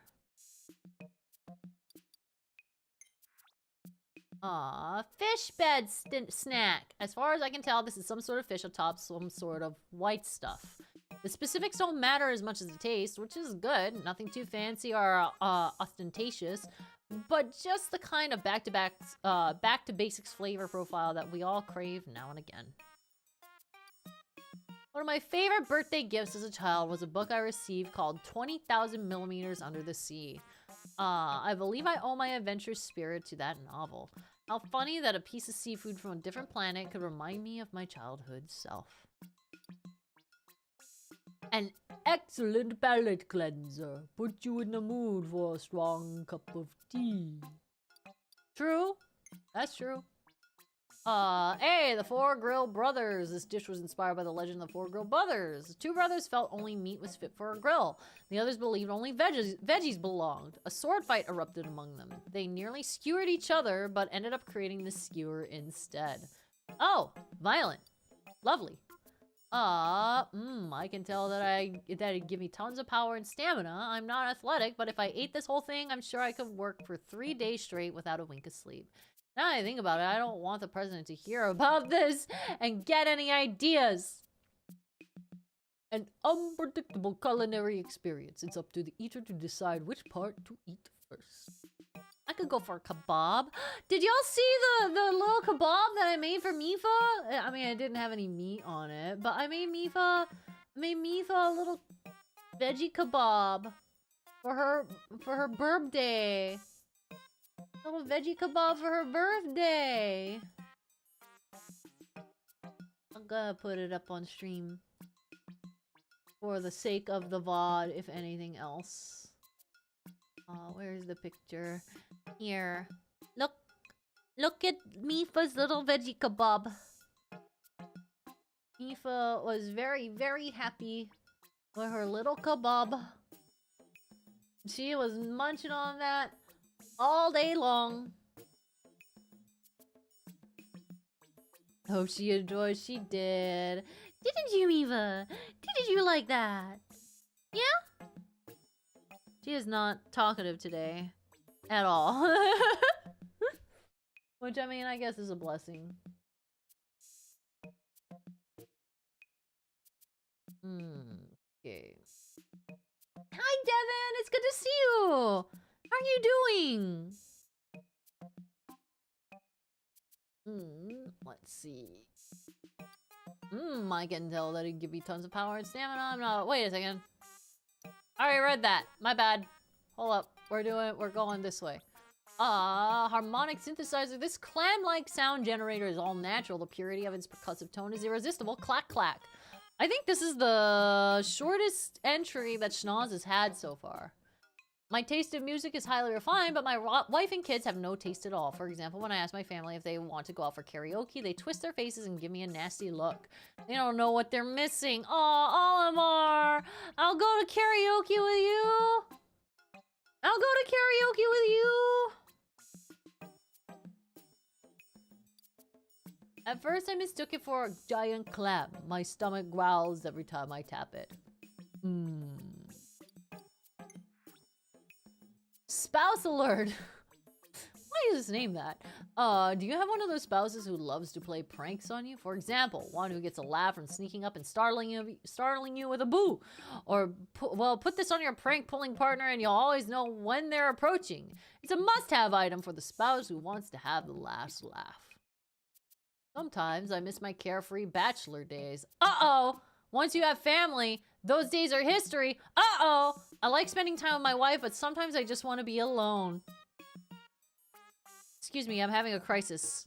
I'm having a crisis. I'm having... Uh-oh. I mean, everyone deserves some time alone, right? I'm not, like, absolutely, I would not rag on that. Everyone needs their time alone and to be able to spend time by themselves to refresh and rejuvenate. But man, there's something really harsh about following the statement, I miss my bachelor days. I stress. I think these data entries are stressing me out more than the game ever did. How many of these entries have you gone through? We've been through a few categories so far, but we still have a bunch to go. Would this be a fruit? It looks like there's some kind of seed on the inside, but the husk is inedible. He tried. Oh man, he tried. You know what I want, chat? I want a bunch of like images of Louis just like trying to put inedible things into his mouth. Just Louis having different reactions to all of these things that he's trying to eat, only to find out that it's metal or plastic. Hi! I've spent all my day doing schoolwork. I got completely done with 3 classes. I'll be done with the other 2 after Tuesday. Hey, congrats in advance! And welcome to the stream. This warning device worn by ancient guardian deities would be rung loudly for all to hear when a villager committed a wrongdoing. Anyone who heard it would immediately fall to the ground, clearing the way for the guardians to pass. That is some imagination that you have, man. When I was a kid, I set off the alarm system at my primary school just to see what would happen. As predicted, I was scolded, but I have no regrets. We are naturally curious creatures. Why else would we be here? I still get the urge to set off alarms, but sadly I've gotten better at resisting those impulses. Olimar was a troublemaker. I made the mistake of entering the golden bowl and ringing it from within. The noise was deafening. Oh no, dude! Don't do that, Louis! Oh, Louis. This great bell has traditionally been rung at the end of each day, each month, and each year, and what a beautiful tone to mark the passage of time. Of course, once one counts up how many times they've rung this bell, that pretty jingle may turn into quite the startling jangle. How is it that so much time has flown by? Despite its solemn appearance, the sound emitted by this object is airy and bright. It reminds me of the innocence and wonder that lives in the heart of a young child. It's important to never lose that sense of childlike wonder. I know I haven't. Aw, bless, actually. Beware, it's easy to get stuck when you climb up into it. Olimar just getting into situations, TM. In love with your Louis voice? I'm glad you like it. Yeah, I just wanted to like differentiate Louis' entries a little bit. What striking tones do play as the wind dances through this silvery treasure. The musical notes that flow from the holes announce the arrival of a breeze, and in doing so they weave a song both sweet and melancholy. It's a sentimental soundtrack, one best suited for a fall afternoon spent contemplating the passing of the seasons. I'm gonna have a crisis. I'm gonna have a crisis. Very off topic, but I'm craving candy so bad right now. Dude, I feel that. I haven't had candy in a hot minute. I have been trying to not eat as much candy these days. But man, dude, we stopped at a Dunkin' Donuts specifically to like because Brett wanted some coffee, and I looked at the donuts in Dunkin' Donuts, and man, I was so tempted! Dude, donuts and like baked goods are my vice.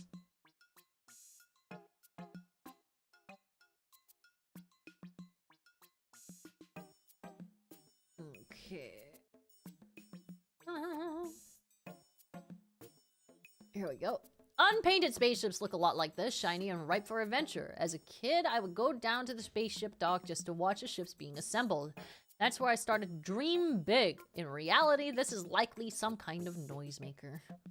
Well, he still has his imagination. No, that's good, that's good, that's good. Despite its appearance, this is not a chocolate bar. I chipped a tooth when I tried to bite through the foil wrapper. Why are you trying to bite through the foil wrapper in the first place? That's not how you eat chocolate, Louis. Also, once again, I want pictures of Louis just trying to eat inedible objects. This just paints a picture, does it not? I'm gonna say I just finished picking up parts of my first PC build! It was overwhelming at first, but I've learned a lot. I'm happy with what I've settled on. Excited to put it together soon. Oh, good luck! Good luck. You do the thing, dude! It seems that something, or more likely some things, live within the inner cavity of this device. What were these things, or their purpose? Were they forced to live there together as part of an experiment? Some things are destined to remain unknown. Uh-oh, uh-oh, uh-oh. Oh, I almost dropped my freaking interface. Based on its shape and where it was found, I have deduced that this is a nest for some type of aquatic creature. Oh, interesting description. On Hokkatate, fish are known to use sunken buildings and objects like their own underwater apartments. I'm sure many a life flourished here. Not quite. I put my face through one of the holes and smelled something odd. Yeah, it's called dried spit! Hey, I have an ocarina, chat. My ocarina doesn't look like that. Mine is a dragon tooth ocarina. But I literally have it with me.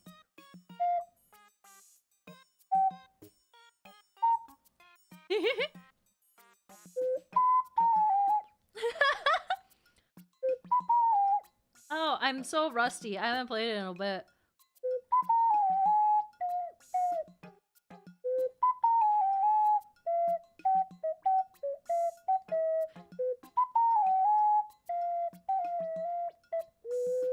There it is. I kind of have it. It's been a very long time. I just doot on it a little bit. Mifa doesn't like it. She, if the ocarina gets close to her, she'll start pecking at it, so I don't hold it near her.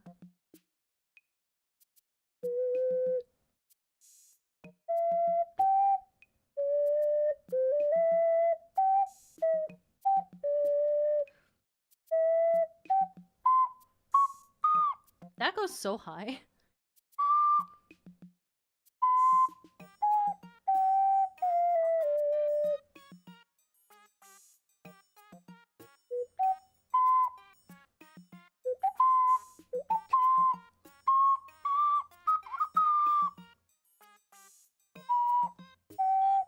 Anyway, I'm done.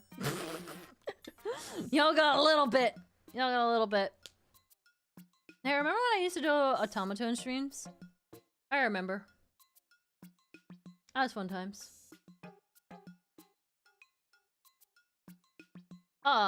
Let's see.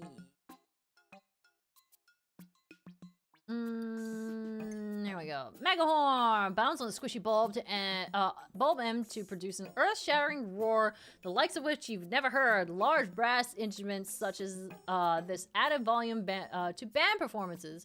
Just don't stand in front of the horn and if you like your eardrums. I'm not sure my eardrums will ever recover from the thunderous noise emitted by this artifact. I can only imagine it played a role in many a naughty child's practical jokes. If I had one of these as a kid, I'm sure I would have been a terror. So, Olimar is not only a family man, he was also a little gremlin of a child.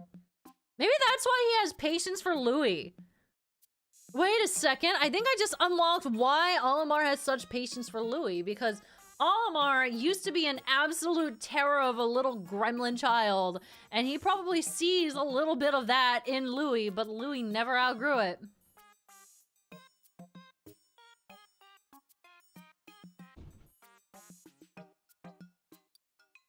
I can't wait to scare the boss with this thing.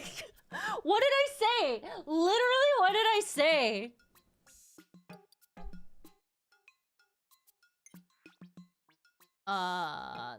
This device plays a beautiful melody that elicits feelings of nostalgia. There's something so familiar about it, and yet at the same time it's completely unknown. Mysterious to be sure. So these are ones that have like some audio to them, but I can't go immediately back into it, which kind of sucks. Oh no, I can. Here we go.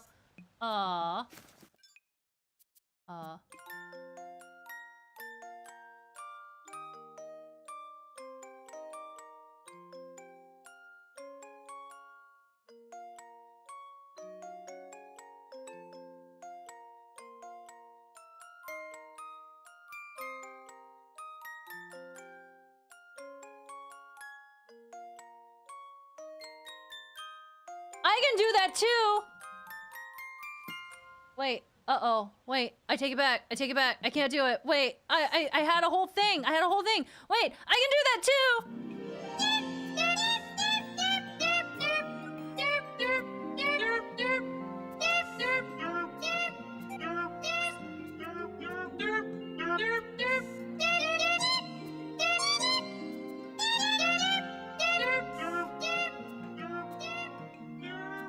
Anyway, that's me doing it.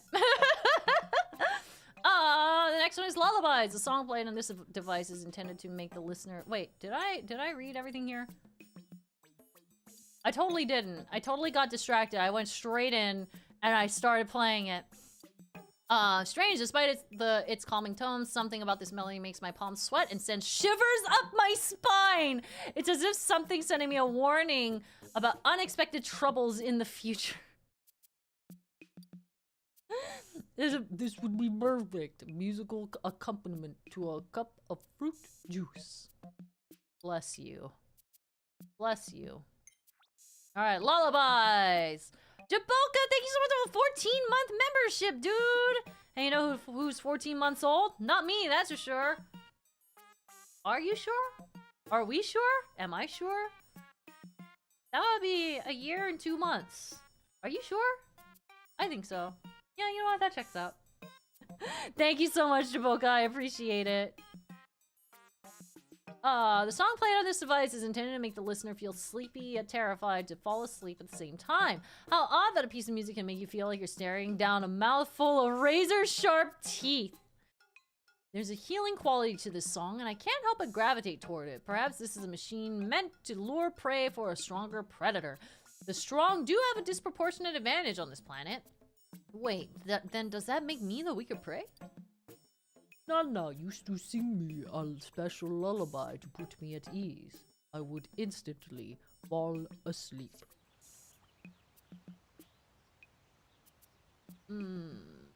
Okay. Look closer. Action.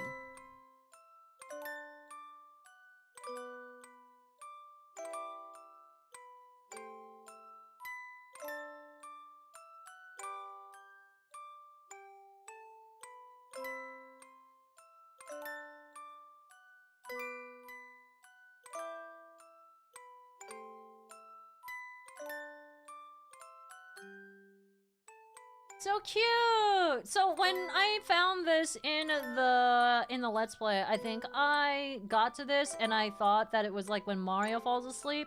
I was close, but it's when the piranha plants fall asleep in Mario 64.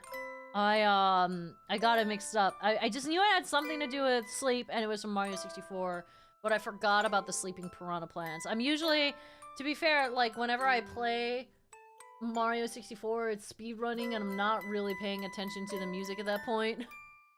Slash, I'm not allowing myself the time to, you know, to look at the sleeping piranha plant. You can also press A a second time to play it faster? Really? Hold on. Oh. Oh, that's funny. Oh, that sounds too fast. Oh, that makes me anxious. I'm back with dinner. Welcome back! And hi, Alexandro! Welcome!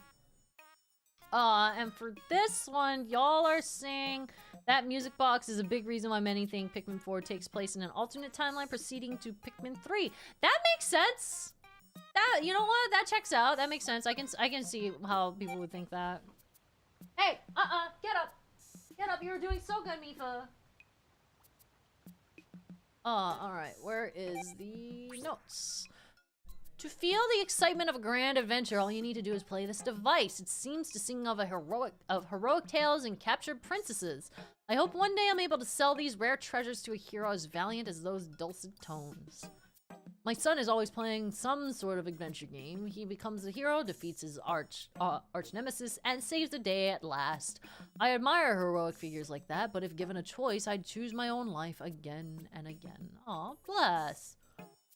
This song is positively invigorating. I can't stop listening.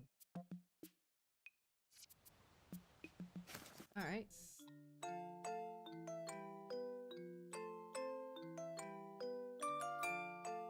Oh, there it is!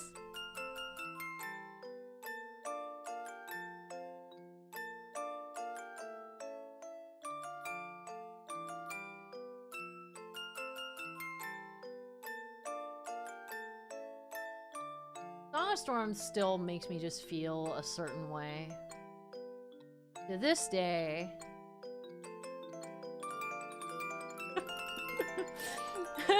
This is when he gets mad. This is when the dude gets mad and he starts playing it really fast.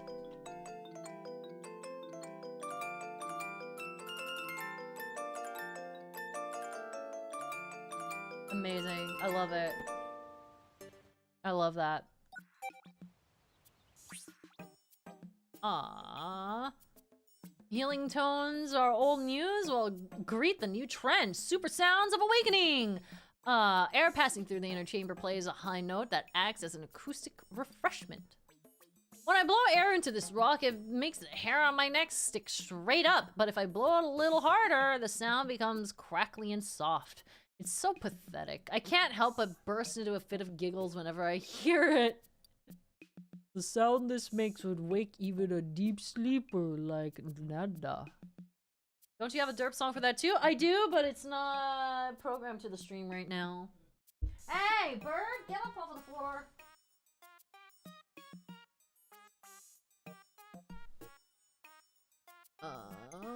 Oops. Reminds me of Nana! Aww. My dude.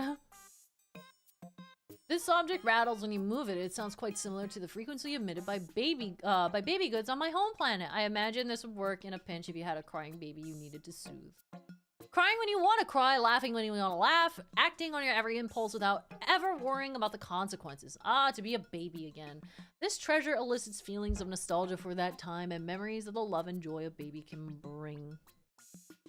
And also makes you think about how ear-shattering like crazy a baby's voice can be. Amplified amplifier. Your voice is weak. It does not carry. No one notices you. If this is true, then this is the item for you! Starting today, you are a din teacher! You will never be ignored again! And that just sounded like a sales pitch. I wasn't surprised to discover this had been found inside a groovy long legs deep underground. It certainly gives off the same vibes as a creature made of inorganic and organic materials. On a separate note, every time I look at it, I want to dance. So fun to jump up and down on it. This massive scope allows two viewers to stand side by side and see far into the distance. As if that wasn't impressive enough, it looks as if this design was based on dragon eyes. It's just a thing for a couple of adventurous explorers who hate taking turns. It's reminiscent of the telescope I had when I was a kid. My father and I would stare up into the skies together and talk about our discoveries. That telescope nurtured my adventurous spirit. I'd love to meet the adventurer who peeked into these lenses. Aww!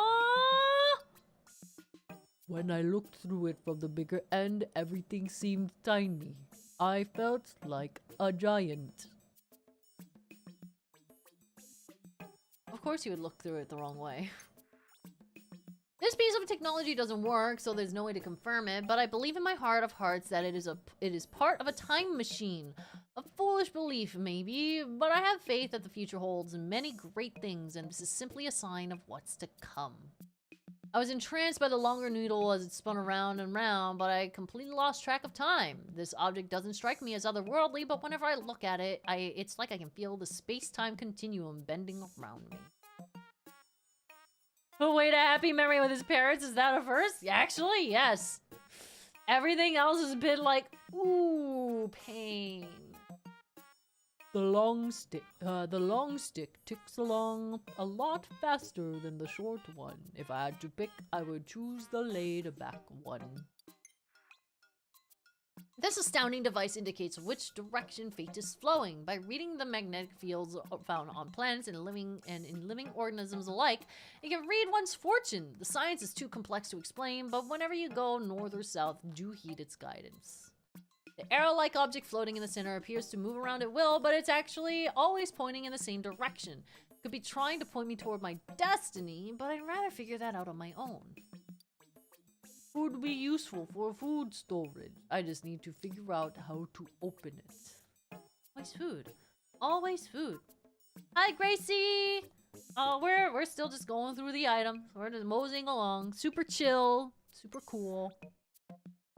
Surely this powerful viewing device was used by a brilliant professor trying to catch a glimpse of the truth hiding in the most fundamental level of the universe.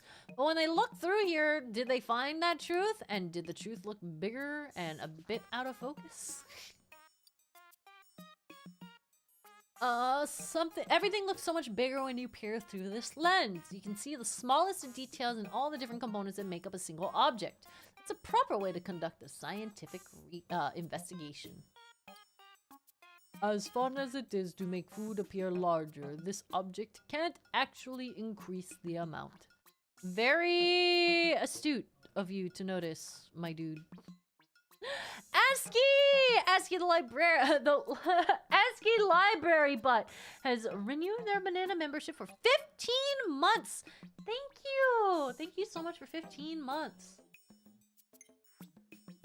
Some people love to ride the rails because it reminds them of the past. Others ride the rails because they're excited about what lies in the future. I say a train trip is more than just transportation. It is unlimited possibility. Hop aboard and find out. Why is it that a child's eyes always seem to light up at the sight of a train? My son was fascinated with them. And it was the first toy he ever wanted. I was the same way as a kid. Even now I'm wishing I could hop on this train and go for a ride. Choo choo. Very difficult and uncomfortable to ride. Oh, except Louis. Louis is not about it, apparently. You know. This tank car works hard. It carries heavy and difficult to handle loads. It has to just pull around along by its superior, but it does a vital job connecting that leader to the cars behind it. Maybe the middle management of rail cars, but that's nothing to be ashamed of. Long ago, railroads were the lifeblood of civilization, and the power to transport people or supplies remains key to our survival. Someone's got to move the fuel, right? I like to think our company plays a similar role in space. It gives meaning to the daily grind. An enjoyable place to sit and play. Yeah, you know what? Louis is just very childlike. I'm noticing. Louis just in general is just a very childlike character. Thomas the Tank Engine colors. Oh my god, you're right. Thomas the Tank in Pikmin, y'all. Oh my god. I do love train sets. We had a Christmas train set back at my parents' house, and we would set it up every year. For the Christmas decorations was where we thrived. Leisure car! Passenger cars like this aren't fancy, and yet there's something elegant about taking a ride in one. You simply recline in your seat and stare out the window as someone ferries you to where you need to go. This kind of leisure has dignity about it, no? As a student, I once took a local train, a really slow one, on a journey to wherever it was going. I was the only passenger. The unchanging scenery stretched on and on. I felt like I was the only person in the world. Sounds a lot like space travel. Huh. Children don't usually try to murder people. True. Yeah, you know what? True. Fair point. Place your order on the right and pick it up at the left window. Beware, service is slow. I feel like you just described fast food. This is a place where lives intersect in all sorts of ways. Some people come here for sad goodbyes, others come for happy hellos. Some people find themselves here wondering where they're going next. Is this a train stop or a life stop? Or maybe both? Wow. How romantic. Oh no. During my first job, my parents would meet me at the train station when I got home from work. I always thought I'd do the same thing for my kids, but it's usually them waiting at the train station for me now. It always warms my heart, but I wish I could return the favor. Wait, that's precious! Olimar's kids at the train stop waiting for him is a very cute mental image. Gadzooks, thank you so much for the 14 months! Yo, it's Tommy the Tank and Swankin. It's pretty poggers, not gonna lie. Also, did you see our dubs in Fortnite last night? Masea, also happy 14 months. Stop it! Stop it!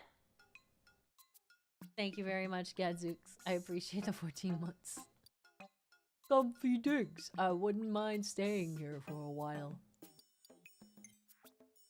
This straight railway track is perfect for the person who knows exactly where they want to go in life. From point A directly to point B. No twists, no turns, and no turning back. It may not be the most adventurous route, but adventure is not for everyone. They say that following the straight and narrow path is a virtue, but I've learned firsthand that it doesn't always lead you to your destination. When I started working directly under the president of Hoctave Freight, I thought it was the inevitable next step in my career. All it led to is piles and piles of paperwork. I'll be happy if my kids take a slightly twisted route in life, as long as it helps them achieve their dreams! He's such a good papa! He's such a good papa. I love Olimar's freaking dynamic with his family. This color makes me hungry for some delicious fruit. What a profound curve this track here exhibits. It's not so different from life. Sometimes you think you know where you're going, but then a curve in the track takes you for an unexpected ride. There's no getting off this train, so sit back and enjoy the surprise. I always slow down on sharp curves, but sometimes I crave the occasional thrill of speed. Maybe if I floored the accelerator while the parking brake was engaged, it would satisfy my desire. Oh, don't do that. Sometimes I look around and I wonder if civilization isn't simply the result of us all trying to satisfy our desires. Excuse me. Just enough to stay productive. Oops. I keep thinking the next time I jump into one of those holes, I'm going to fall to my doom. Louie. Louie! Sometimes in life you lay down a track that seems straight as an arrow, but in fact it's not straight at all. It's not straight, not at all. Follow that track and you could end up right back where you started. But don't let that get you down. Maybe you're right back where you should be. I took my son to the zoo a few years ago and he suddenly started crying. To calm him, I walked him back and forth on a path with no exhibits.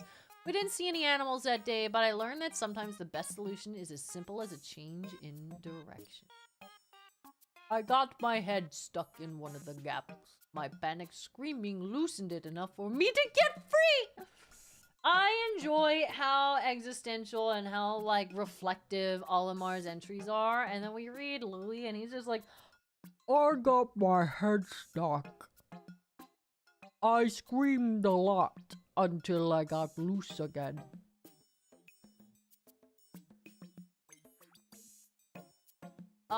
When a sharp turn catches you by surprise, what do? Slam on the brakes or throw open the throttle? No matter which choice you make, you're in for a heart-pounding thrill ride. Best to grab for that seatbelt if you've got one.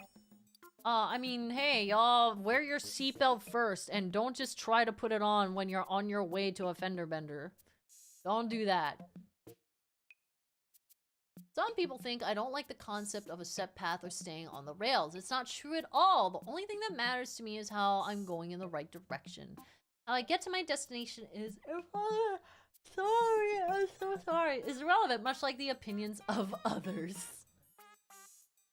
Tired? No, not really. I feel like when I read stuff out loud for a long period of time, it's weird. I have the same issue as singing. If I sing or if I'm reading from like a script for too long, I just start yawning. I'm not sure why. It might be like an oxygen thing, like I'm talking too much or I'm not breathing enough or something like that. Whoop! Sorry, Mifa. I'm unsettled by both the shape and the color. Look at the full series. Oh, we'll be doing that later. We'll be looking at all the full series, like, at the end when we're done scrolling through everything. Mouth of Lies. Oh, I remember getting this. Slip a coin into the mouth of this machine, and in return it will tell you a joke, or so I'm told. But so far, it's only returned silence for every coin I put into it. Perhaps it's broken, or perhaps the joke is on me. So the idea is you put your hand in the mouth and pretend it's being devoured by whatever's inside this object. Maybe some people find that funny or even romantic, but it seems like a mediocre party gag to me. Shake it and you'll hear the unmistakable sound of money.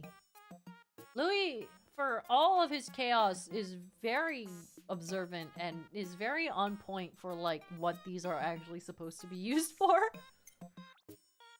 Monster teeth! What enormous creature could these teeth belong to, and how did it come to part with them? The mind reels to imagine it all. Though this much we do know, the straightness and whiteness of the teeth suggests it had access to excellent dental care. I do not want to cross paths with the owner of these teeth, of course. Given the height of those molars, I'm guessing they're too big to have much in the way of physical agility. And if that could work to my advantage if we did encounter one another, I could just run in frantic circles until they eventually gave up. Oh no. I wish I could eat all the big things that this mouth could eat. Fair. Fair. Surely such a large brush could be used to scrub a great many things. The mind boggles at the possibilities. Of course, one must use such a powerful tool of cleansing wisely. Think carefully before you proceed. Don't press too hard on your teeth. Make sure you brush all around. 2 minutes at least for your whole mouth. And don't chew on your toothbrushes. Also, go for the soft toothbrush if you can. I'm reminded of a toothbrush I used when I was a kid. I always wanted to brush my own teeth, so when my mom finally gave up helping me, it was a sweet victory.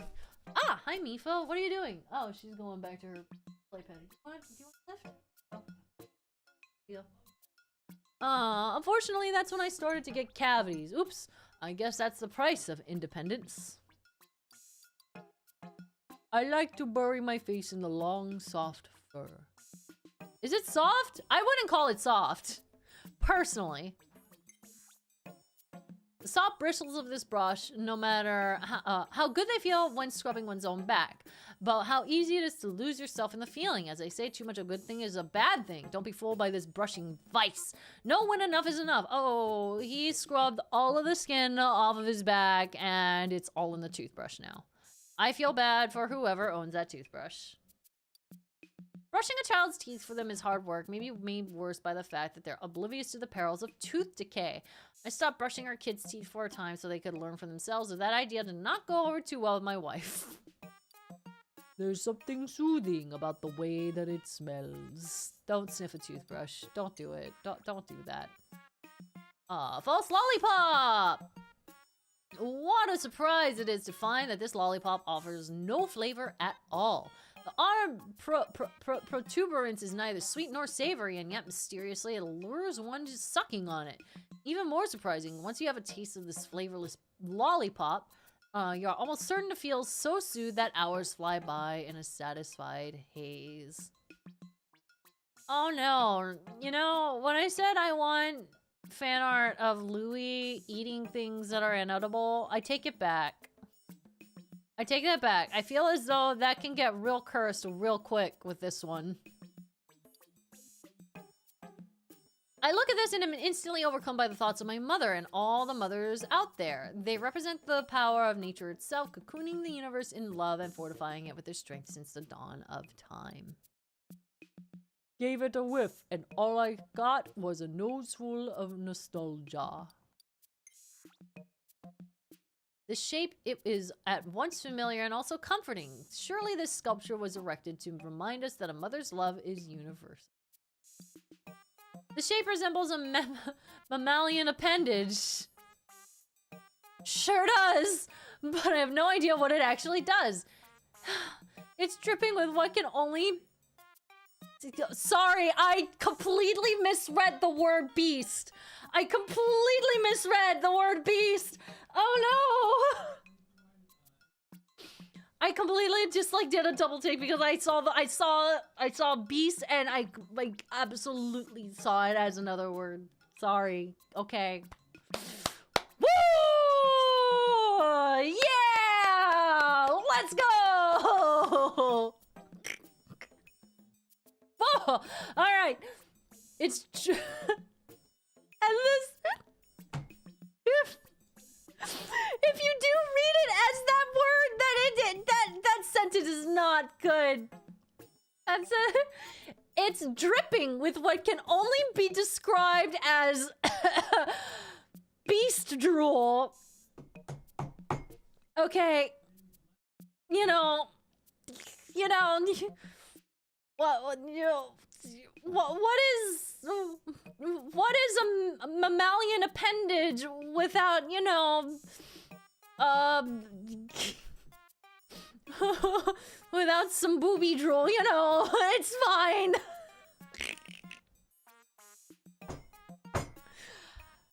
All right, I'm hesitant to touch it. Good. Good, don't do it. But I got a duty to my mission, and maybe it wouldn't be so bad if I close my eyes. Stop! Oh, no. Well, I definitely did not need booby drool in my vocabulary. Just saying. I'll just put that out there. I really did not need booby drool in my vocabulary anyway. I'm just gonna... Oh, the next time I put milk in my tea that's gonna hit different. This reminds me of my Nana. She used to feed me milk from this kind of thing. All right, I'm gonna just move on. Bye-bye. We're moving on now. Oh, no. God, This bathing apparatus is sure to be the envy of all who see it. They'll primarily use their delightfully refreshing cool plunges. You can also hold hot water if it's delivered. True, the edges are slippery, but once you're in, it offers hours of carefree splashing. The bathtub we have at home is much smaller. If we have one like this, we could use it as a hot tub and relax together as a family. Then again, it's hard to unwind when surrounded by excited children, especially ones who like to splash you in the face. Perfect for catching critters big and small. Just leave a little bait in there and see what happens. I mean, true. Kinda true, though. God.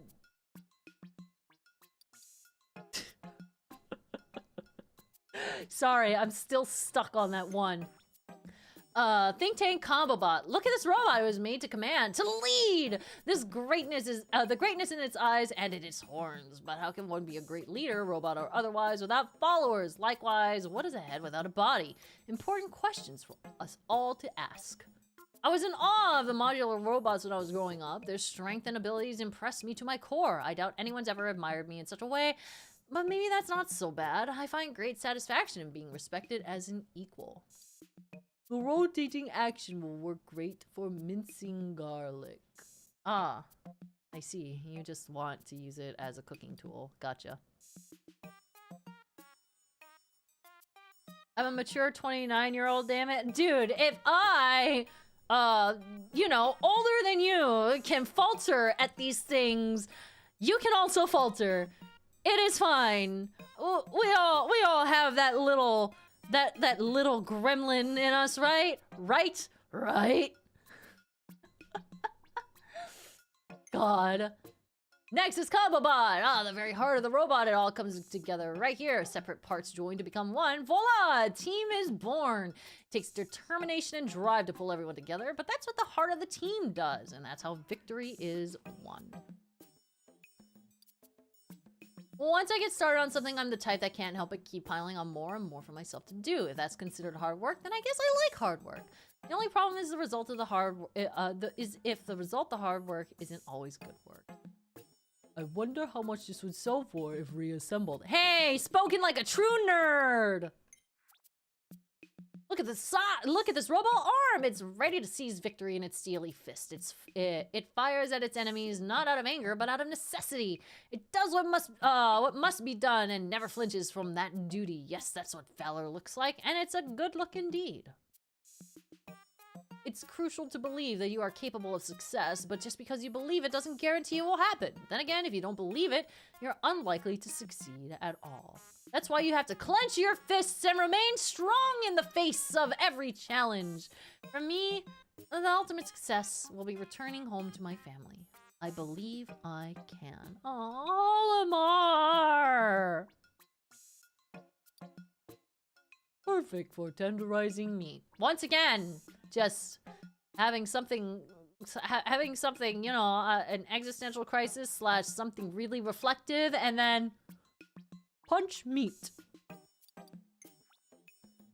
If the right arm is all about valor and victory, the left arm is about love and peace. You could say that while one hand throws a punch, the other reaches out for a handshake. This symmetry is important. It keeps the whole body, nay, the whole universe, in balance. For me, love and protectiveness go hand in hand. When I think of my daughter, rambunctious, willful, a bright spark of joy, both feelings come forth at once. I do anything to keep her spark from fading the way mine has. No! If she read this now, she'd say, "Lighten up, Dad." But for real though, man, dang, freaking crises over here. They say peace and love go hand in hand. Neither seem to add much in terms of flavor. Alright, dude. Alright. This robot's right leg is planted solidly on the ground. Its stance is firm. This posture says you can do anything if you have the courage and the conviction to do it. Inspiring, isn't it? Yes, yes it is.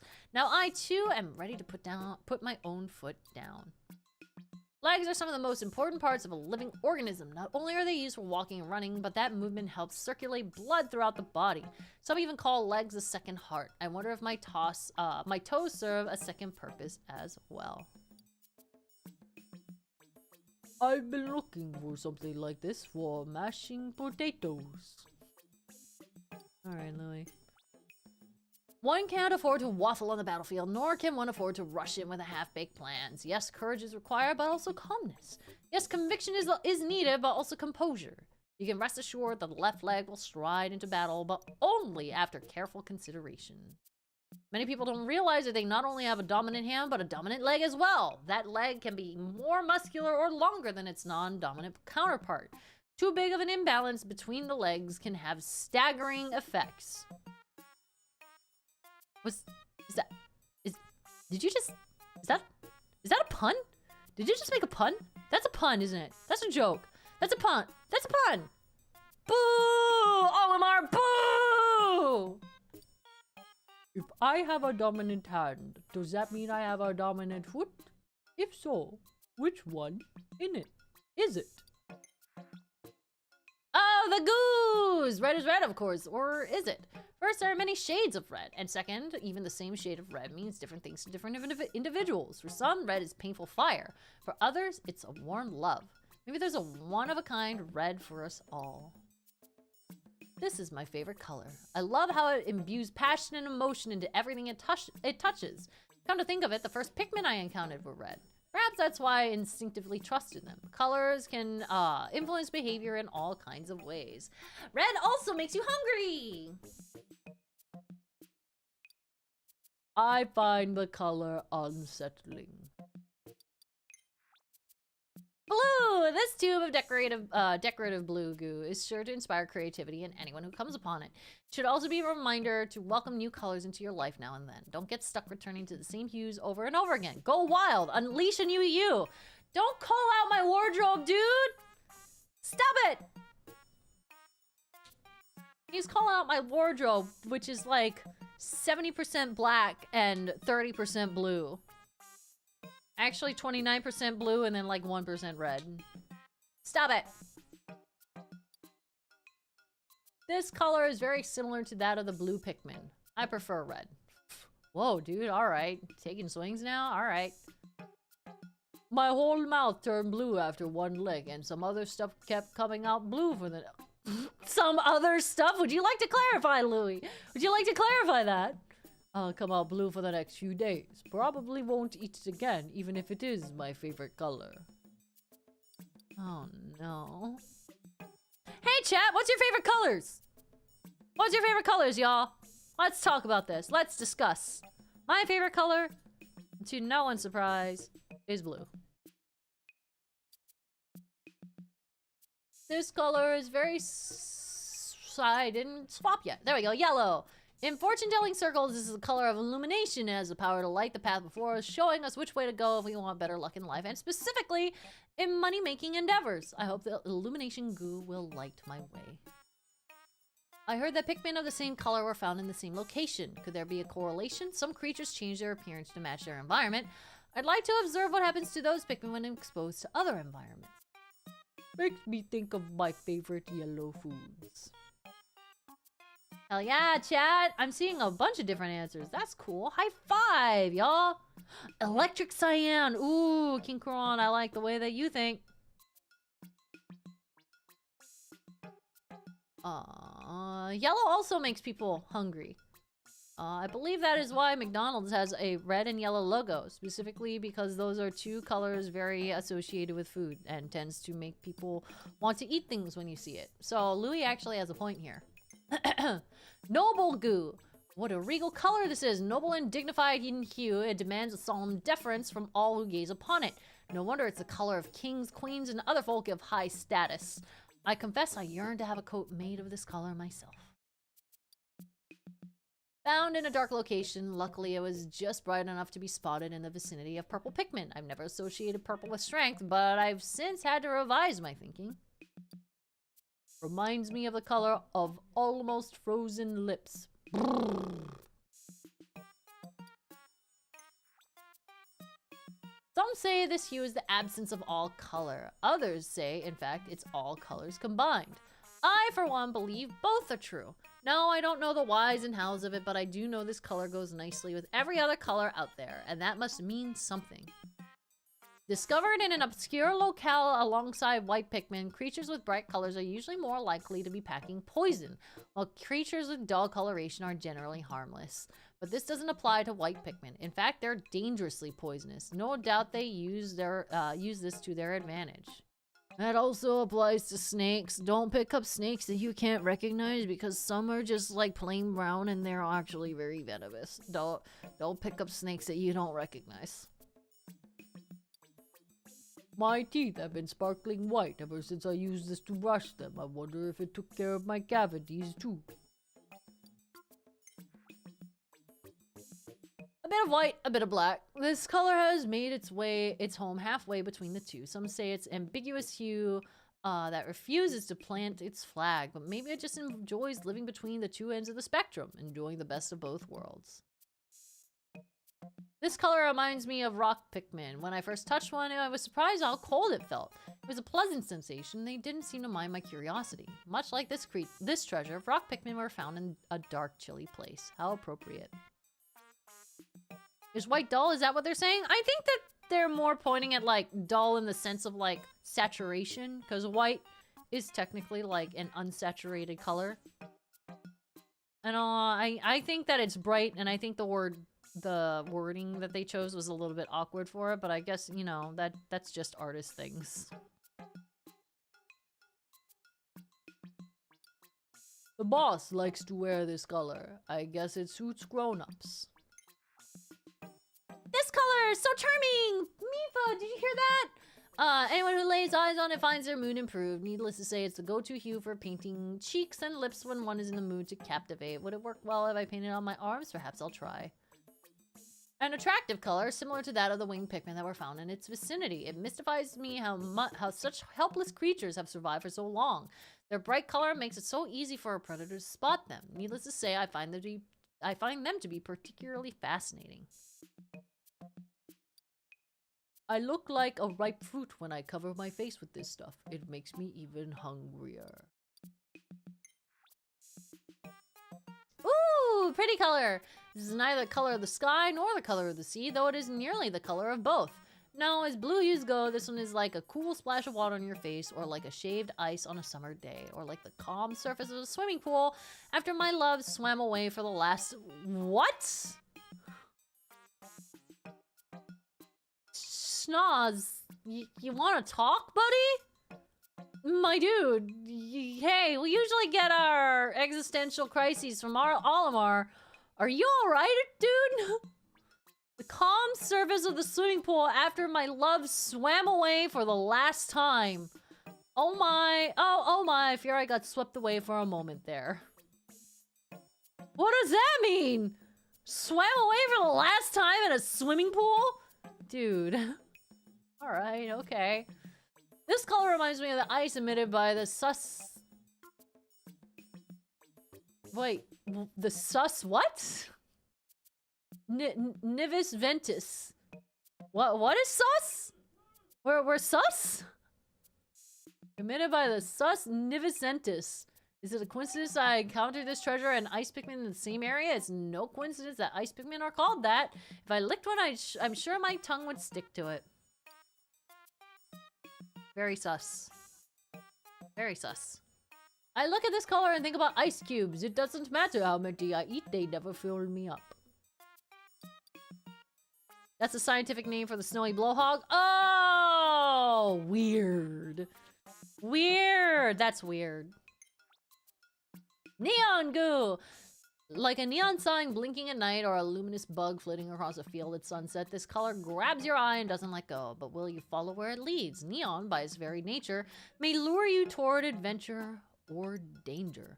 Who knows what a goo of this hue has in store for you? Alright, Mr. Rhyme. Mr. Poet and didn't know it, etc. The same color as the glow Pikmin that appear while exploring at night. Many think neon colors are artificial, but they're actually the result of certain materials reacting to short wavelengths of light. So really, they are quite natural and another example of how our perception can be unreliable. If I painted my whole body with this color, would I disappear forever or never get lost? Neither, dude. You'd just be neon for a minute. You're bright in the background, yeah. He's doing something. I know he's doing D&D soon. This lamp is the very definition of inspiring, with a figure of a proud woman holding a torch on high. It not only lights up a room with its glow, but lights up the spirits of those who gaze upon it. This statue seems to be imbued with the majesty of an ancient goddess. When I look up at her, I can't help but be mesmerized by her beauty, until my neck starts throbbing in pain. Ah, spoken like a true aged person. I feel that. The right hand is holding up a generous serving of soft serve ice cream. Chocolate, if I had to guess. Okay. Sure, soft serve.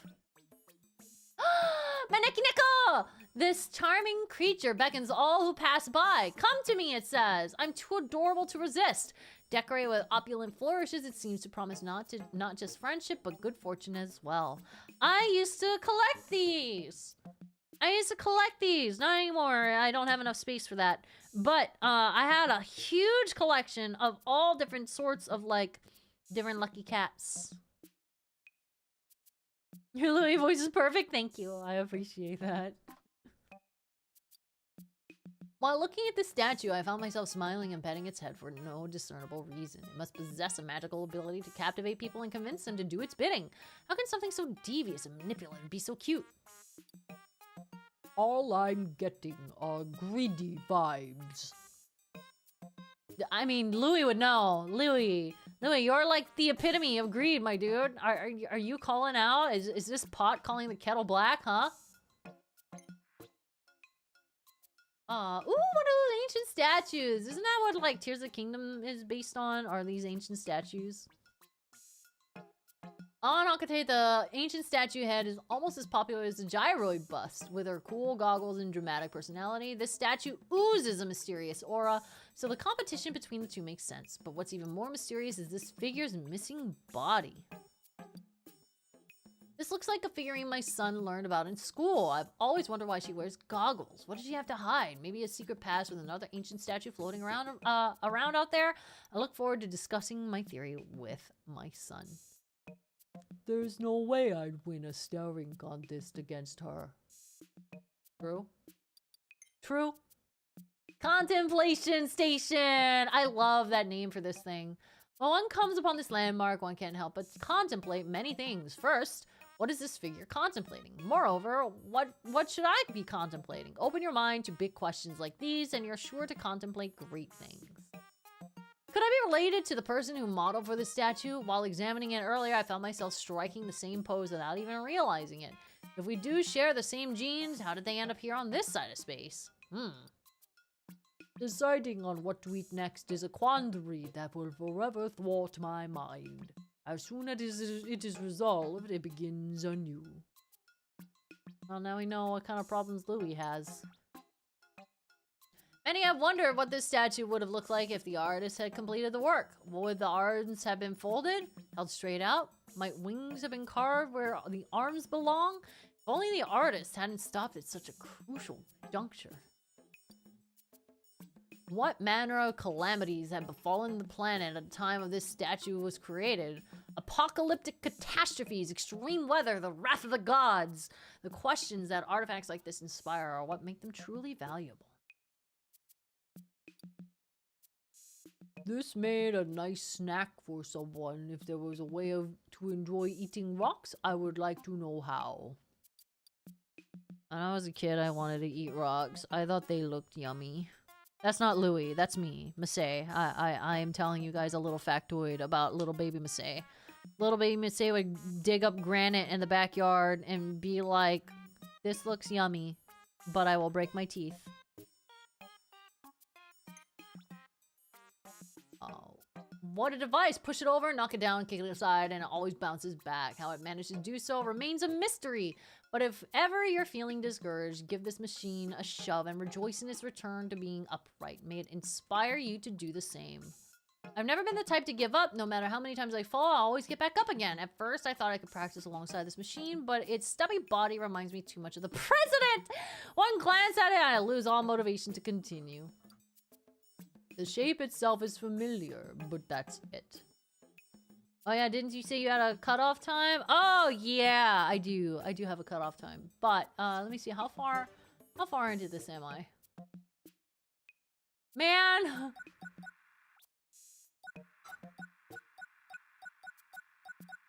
Oh, that's so many. Oh, that's so many. Why does it take me so long to do this?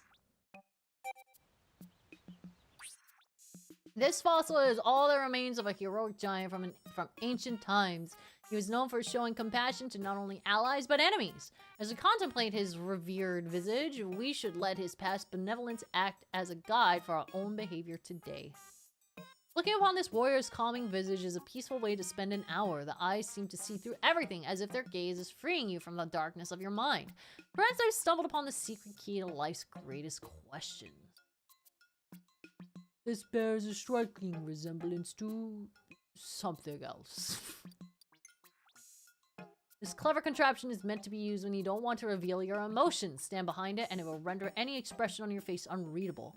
Its blank eyes and straight lips will keep your innermost feelings safe from prying eyes.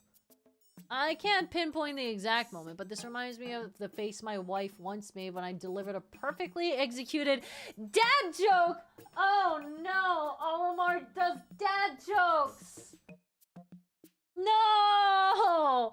Character ruined!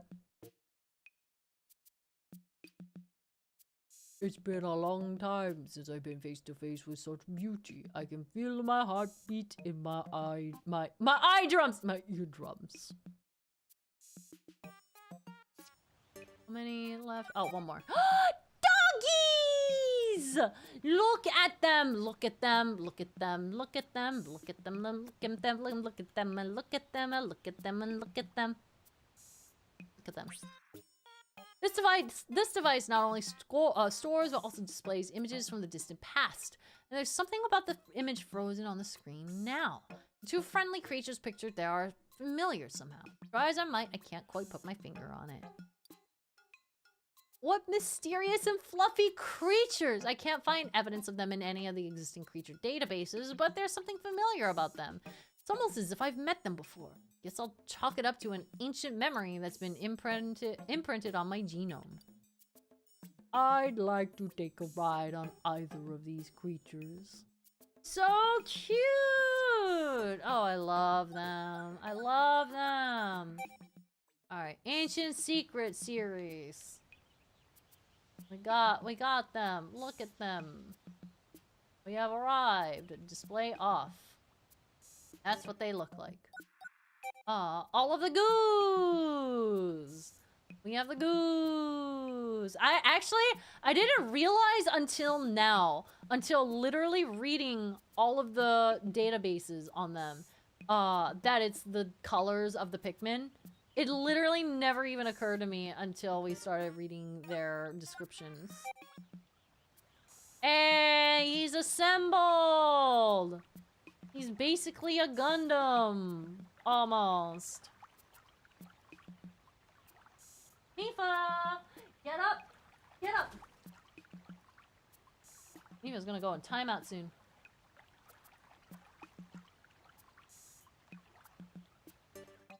Oh wait, the length of the tubes correlate to when they were introduced in the game? Oh my god, you're right! Wait! Yeah, so red, blue, yellow, that was the first game. Whites and purples. That was the second game. Gray and pinks are a little bit more full. And then ice and glow Pikmin are basically unopened. That's amazing! Oh, that's cool. I never noticed that. I literally never noticed that. Oh, that's awesome. Oops. This one. Oral augments. Oh, I didn't realize that there was a cherry on the underside of the binky. That's cute. Hey, look! It's a roundabout. Oh, look at it go! Look at the train set go! Oh, I love that. Oh, I love that. We've done it. You know, this train is probably big enough to actually carry around Olimar and Louie. They're probably small enough to actually ride on this thing. Choo-choo! Great Adventure Series!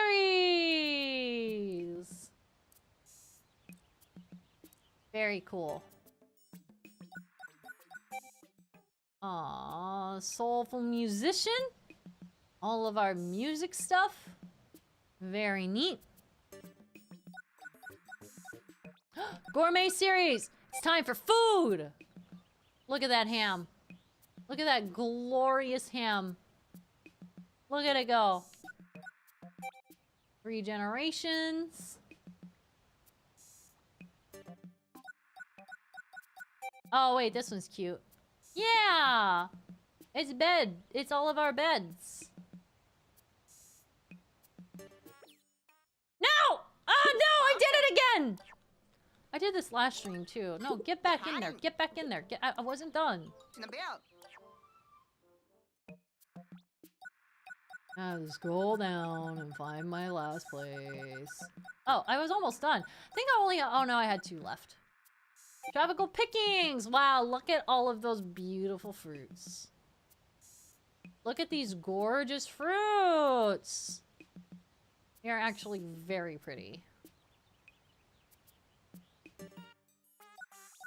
Aw, and this is our last one for today! Check it out!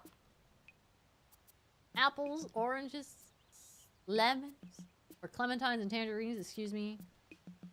Very neat. I love that. Alright.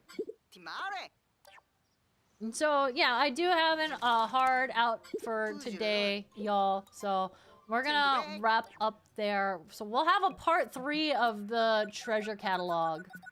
Yeah, I did spend a little bit too much time at the beginning of the stream just talking about, you know... Just talking about various things. I apologize. That is my bad.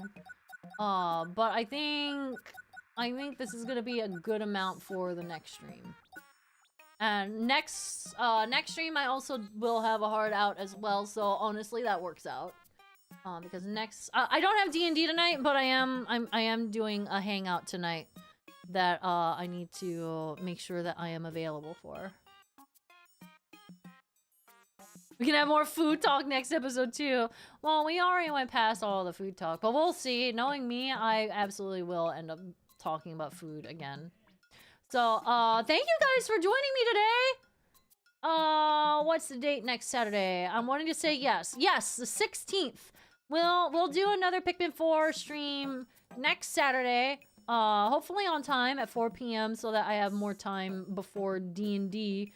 Because next Saturday, I should have a D&D session. But this is a lot of fun. I'm really enjoying just, like, chatting with you guys. I think that's my favorite part about this. It's just, like, it's so chill that it really is almost just, like, a chatting stream. More than it is actually playing a game. It was great catching up with you, Missy. I'll try to join more of them. Yeah, well, Lemmy, it's wonderful to see you again. Thank you for coming by. Thank you so much. I hope to see you around, but best of luck with everything! I'm rooting for you! Yeah, it's been fun chatting. We love talking with you too. Bless me. Hey, Miva just put more holes. Oh no, that's what she was attacking. My phone was on the floor! My phone was on the floor, and she just took... Oh no. Hold on. Oh, please hold, everyone. I want to show you this. In the span of time that Meevil was on the floor today, I'm gonna take a picture of this and I'm just gonna send it to you guys. I'm mildly upset. Oh no, I'm upset. Oh, I hate it. Okay. Yep. Hey, y'all. I know that I make parrot owning sound like fun and stuff, but I would like to express to you all that Mifa is the reason why I can't have nice things. She did this literally in like the span of this stream. I'm upset. It's my phone case. My phone case and it's all peeled back now. Ugh. You can see, like, on the top right, you can see her little individual bites! Little triangle, little individual bites! It's chomp, chomp, chomp!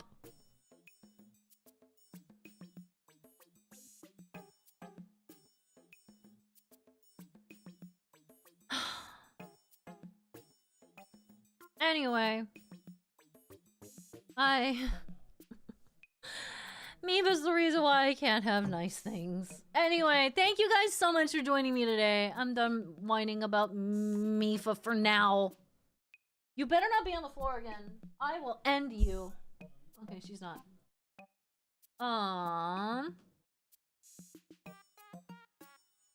Alright. You guys have a wonderful, wonderful day. I will see you all either, like, tomorrow. Not tomorrow. Wait, not tomorrow. I'm not here tomorrow. Probably Monday. Next stream is probably on Monday over on Twitch. We're gonna be diving back into Dark Souls more than likely. But the next Pikmin 4 stream specifically will be next Saturday. Assuming I am not busy. Assuming, I'm gonna put an asterisk on that. Assuming I'm not busy, next Saturday. But I will get a schedule out on all the social medias and on Discord as well. So, thank you guys so much. I had a lot of fun. You guys have a good rest of your day, night, evening, morning, whatever it is, where you are. Right. Thank y'all. Bye-bye. Have a good one and take care all.